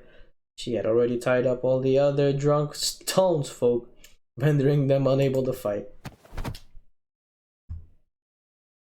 Hella quietly takes out a rope, looping it left and right. After finishing, she looks up and sees a pair of crystal clear eyes. Sheriff! Oh, how are you climbing so fast? Wait for me! She's drunk out of her ass, god damn it. Luckily, it's just drunk and rambling. Judging by the situation, the woman didn't even recognize the girl in front of her. I thought that Hella was her pet lizard. Hella tightens the rope tying Corin to the post in the center of the square. She stands up but doesn't immediately take action. She looks down at the dazed woman in front of her, thinks of her for a moment, then returns and walks toward the motel.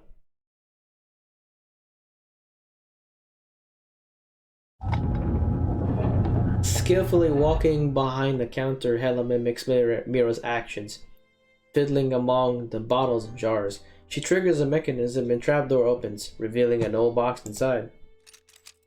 As she gently opens it, blue fluorescent lights shine out the box. Little blue crystals pile in the corner of the box. They are hypercubes, perhaps partially consumed from the afternoon. Only a small amount remains. Hella's hands reach for the box and stops midway. The Outlanders like sinners. They probably see your value. But the sandstorms are coming more frequently and supplies are getting more expensive. Ultimately, it's because I haven't been a good sheriff for Tuco. Otherwise, Corin wouldn't have to go out hunting for hypercubes everywhere, and you wouldn't have been dragged into this. No worries. We've been in the same boat for quite a while now.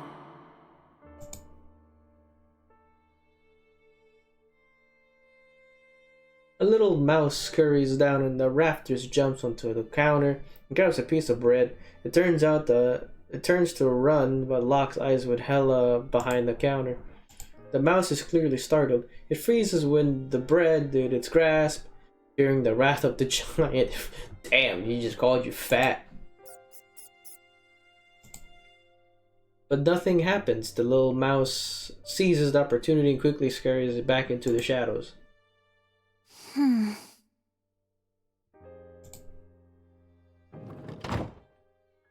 Mira, right? No? Okay. I would have thought Mira would have said something. Returning to the square, the townspeople of Tuco are still lying around in the drunken stupor. Damn. Sophia! Sophia! Don't leave me, Sophia!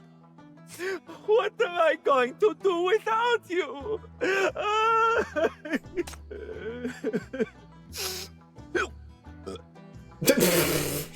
Jesus Christ, they all drank.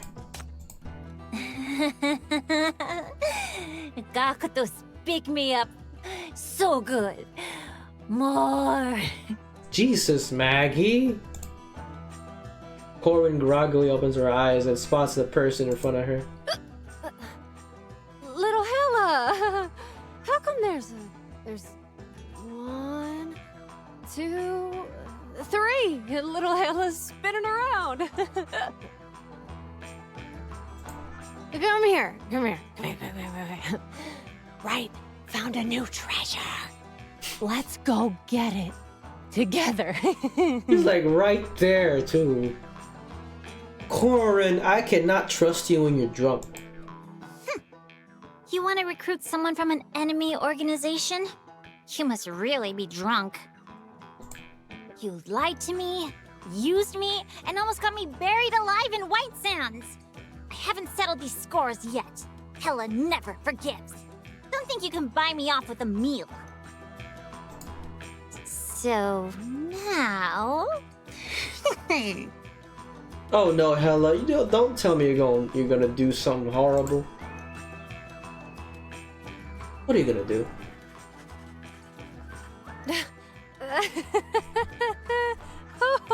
Oh, that tickles. Marker on face trick, hey? Yep, there we go. Hela waves marker back and forth, leaving doodles all over their faces. Then, clasping her hands, she finally flashes a satisfied grin. God damn it. Revenge is served. This is the punishment you get for crossing the Great Hela. Think about what you've done. Jesus Christ, this is a fucking child. Now that I've taken my revenge, I'm out. Bye-bye.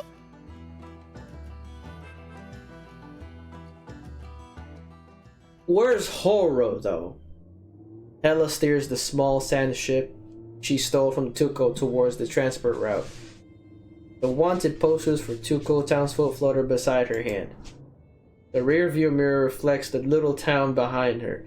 Across the darkness of White Sands, only Tuco twinkles with some lights. They're small but warm.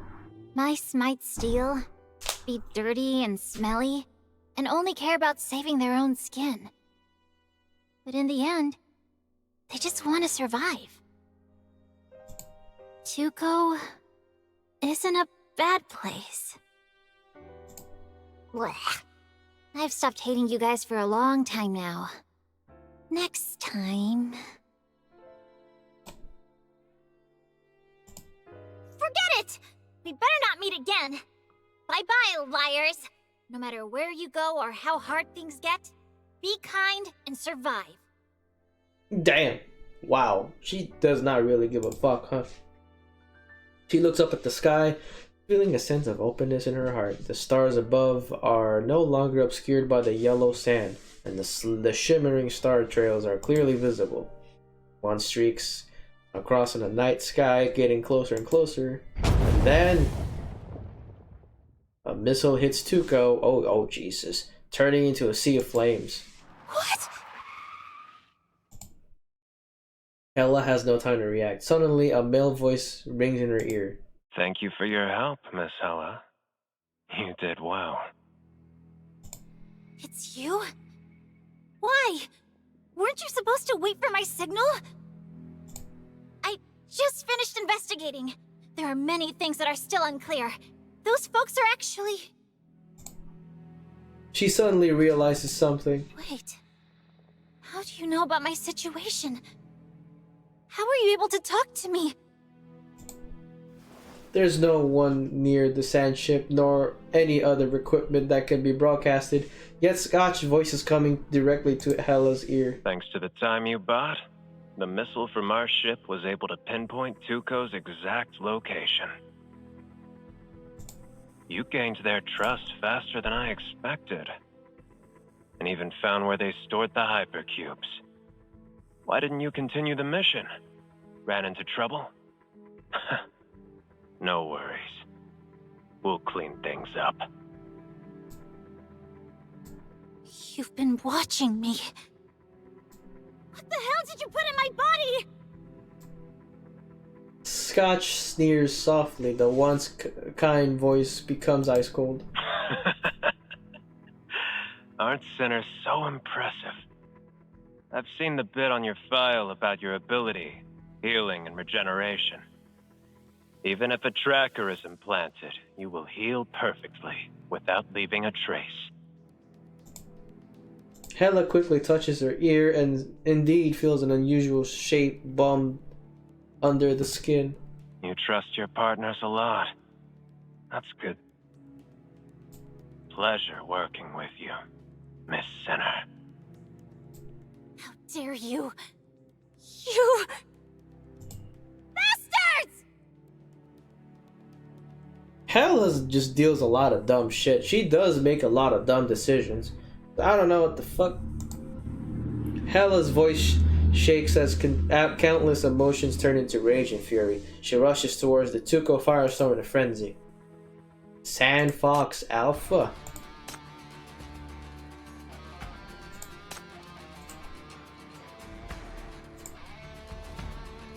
That should be fine. Not like they gonna die or touch or whatever.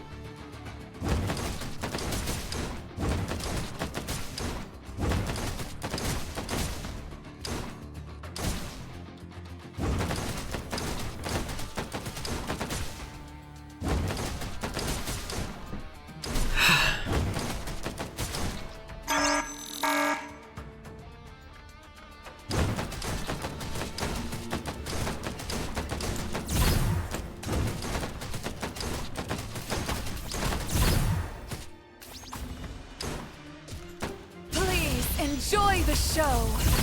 Good show's about to start. That should be it, right? The desert night wind is bitingly cold. The picturesque townsfolk of Tuco have nowhere to flee and can only hide in rocky crevices.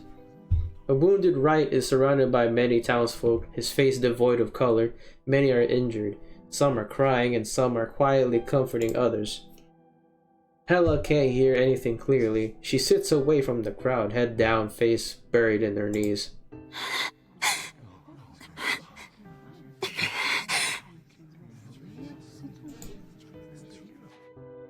Someone comes over and sits next to Hela. Without speaking, she places a cup of hot milk down, then silently treats Hela's wounds.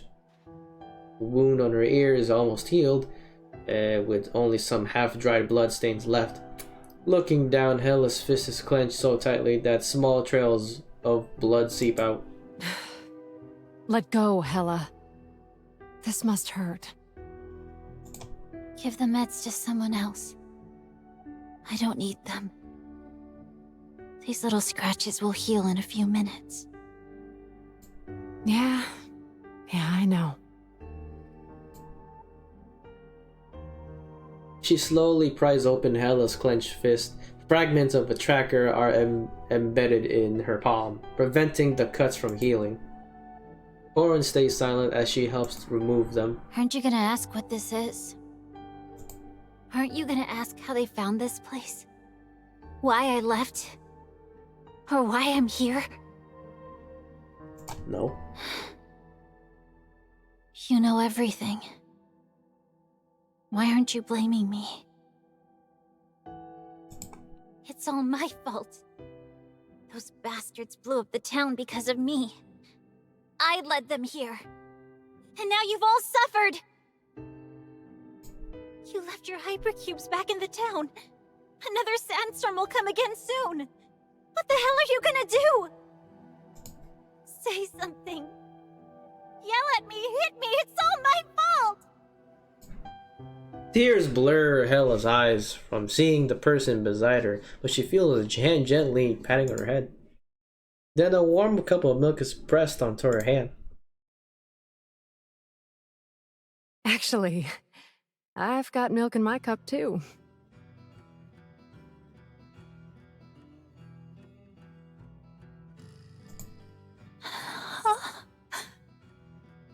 I happened to see a little mouse who screamed for revenge, but who then just stared at the hypercubes for ages before running off after drawing silly faces.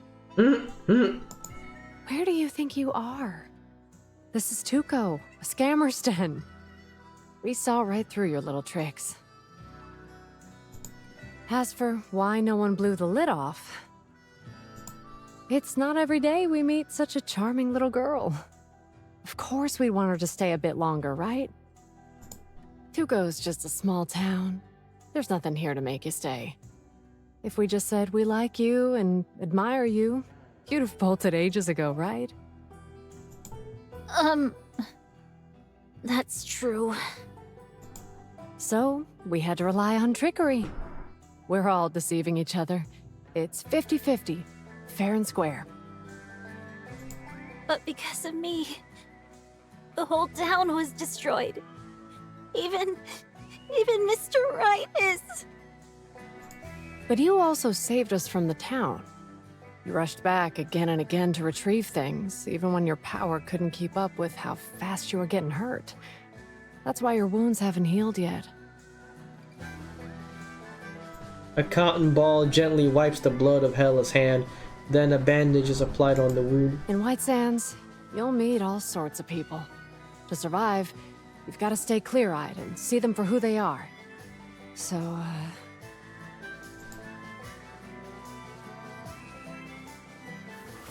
Corin ties a crooked bow on Hella's hand and ruffles her hair. we didn't trust the wrong person. Maybe you're not strong enough now, and will make many mistakes. But that's okay. You have plenty of time. One day you'll grow up and become strong enough to face any challenge. Don't rush, and don't feel sad about it. Hella is the best girl in the world, the toughest little mouse.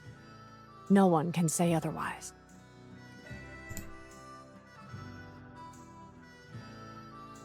Hella lowers her head, finally unable to hold back her tears.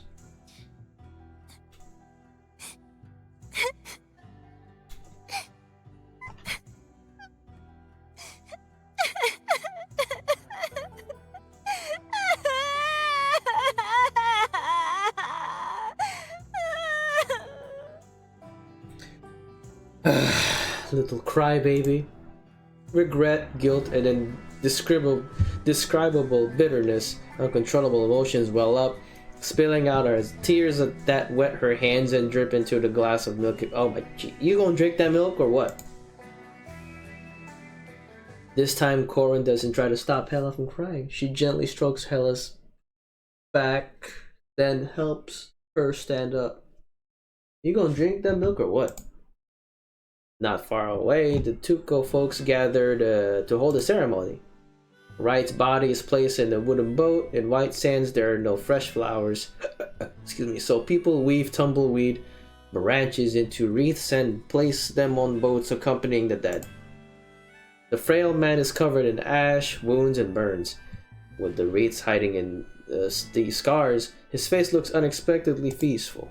Right, wasn't in the best shape, and had to rely on his lock-picking skills to get by. Every time his enemies chased him, it nearly cost him his life. In the end, he couldn't take it anymore, so he stole those fancy clothes to wear. That's how it is in the White Sands. Resources are scarce, so everyone else is an enemy. But even hypercubes won't necessarily keep you safe. Everyone has to keep fighting to survive.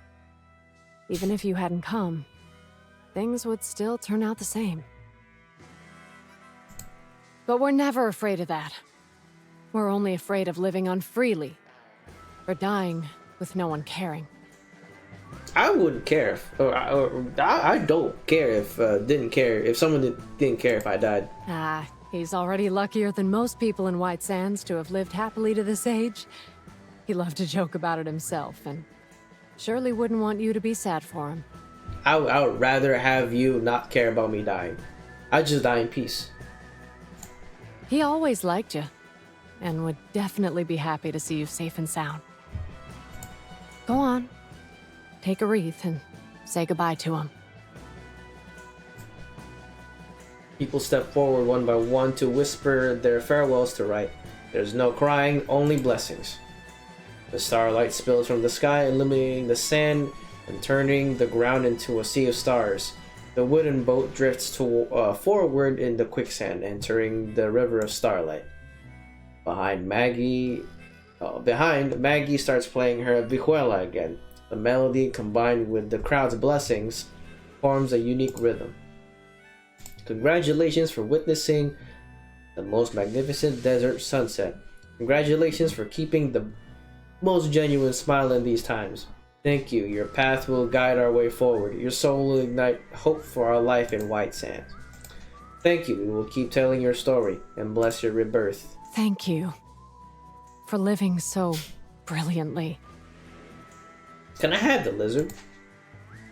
Corin gently wipes away Hella's tears and places more dried wreaths in her palm. Now that you're one of us, want to say a blessing?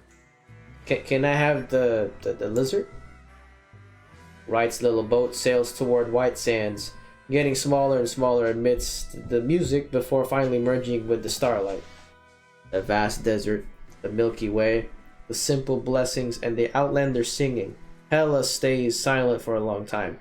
Before the boat completely disappears, she steps forward and scatters the dry tumbleweed in her hands toward the sea of stars. Thanks for trusting me and protecting me. I don't know how to say goodbye in the Tuco way, but... I'm tired. The sky begins to brighten and the dawn pierces through the darkness. Ella lifts her head, her tears not yet dry, but her gaze resolute. If someone bullies you, hit him back hard. I'll get revenge for you the Syndicate way. Beside Hella, Corin puts her hat back on and flashes a... I'll be looking forward to it, my Syndicate friend. Can I, like, ask, when is Horo going to show up? The curtain fell on the perfect show. Such a fascinating story. When can I see Horo? Wilderness? Oh, that shit's tomorrow. So it's not done yet. Well, I also have to do the diary too, so... Ah, shit. And I have to do the sticker. Crap. Well, let me at least go back and collect all the... Oh, Jesus.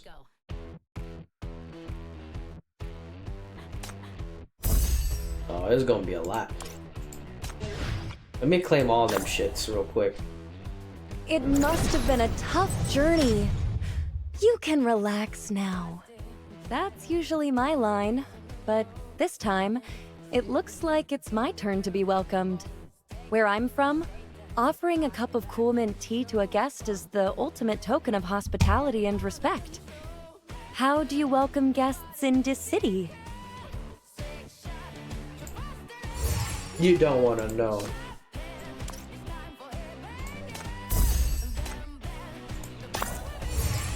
Let me just buy this one at least.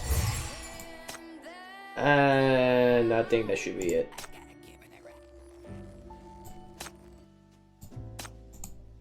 Oh yeah, the shackles. I gotta put the shackles on her. Just to make sure she's stronger and shit. Oh, her attack speed increases. Okay. What type of surveillance mission? Ooh, that's a lot. But you know what? It's okay. You didn't interrupt my break. I was actually my hypercubes. Alright, let me just put this. I'm gonna put this in. This is hurting my ears though. I'm gonna have to turn this off. Right? I'm gonna close this. I'm gonna put the outro on. I'm already done with this game. Or not necessarily done with this game. I'm just over here trying to end the stream. I've been streaming for 3.5 hours.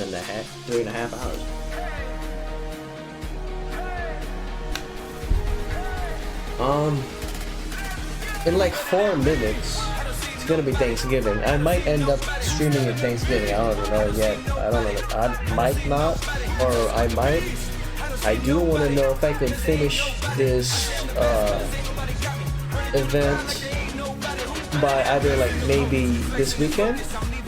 No, Sunday. Sorry, Sunday. I have to go to a tournament on Saturday. On Friday, I'm hoping I can probably play Pal World with my boy, Blastabolt and Kojo.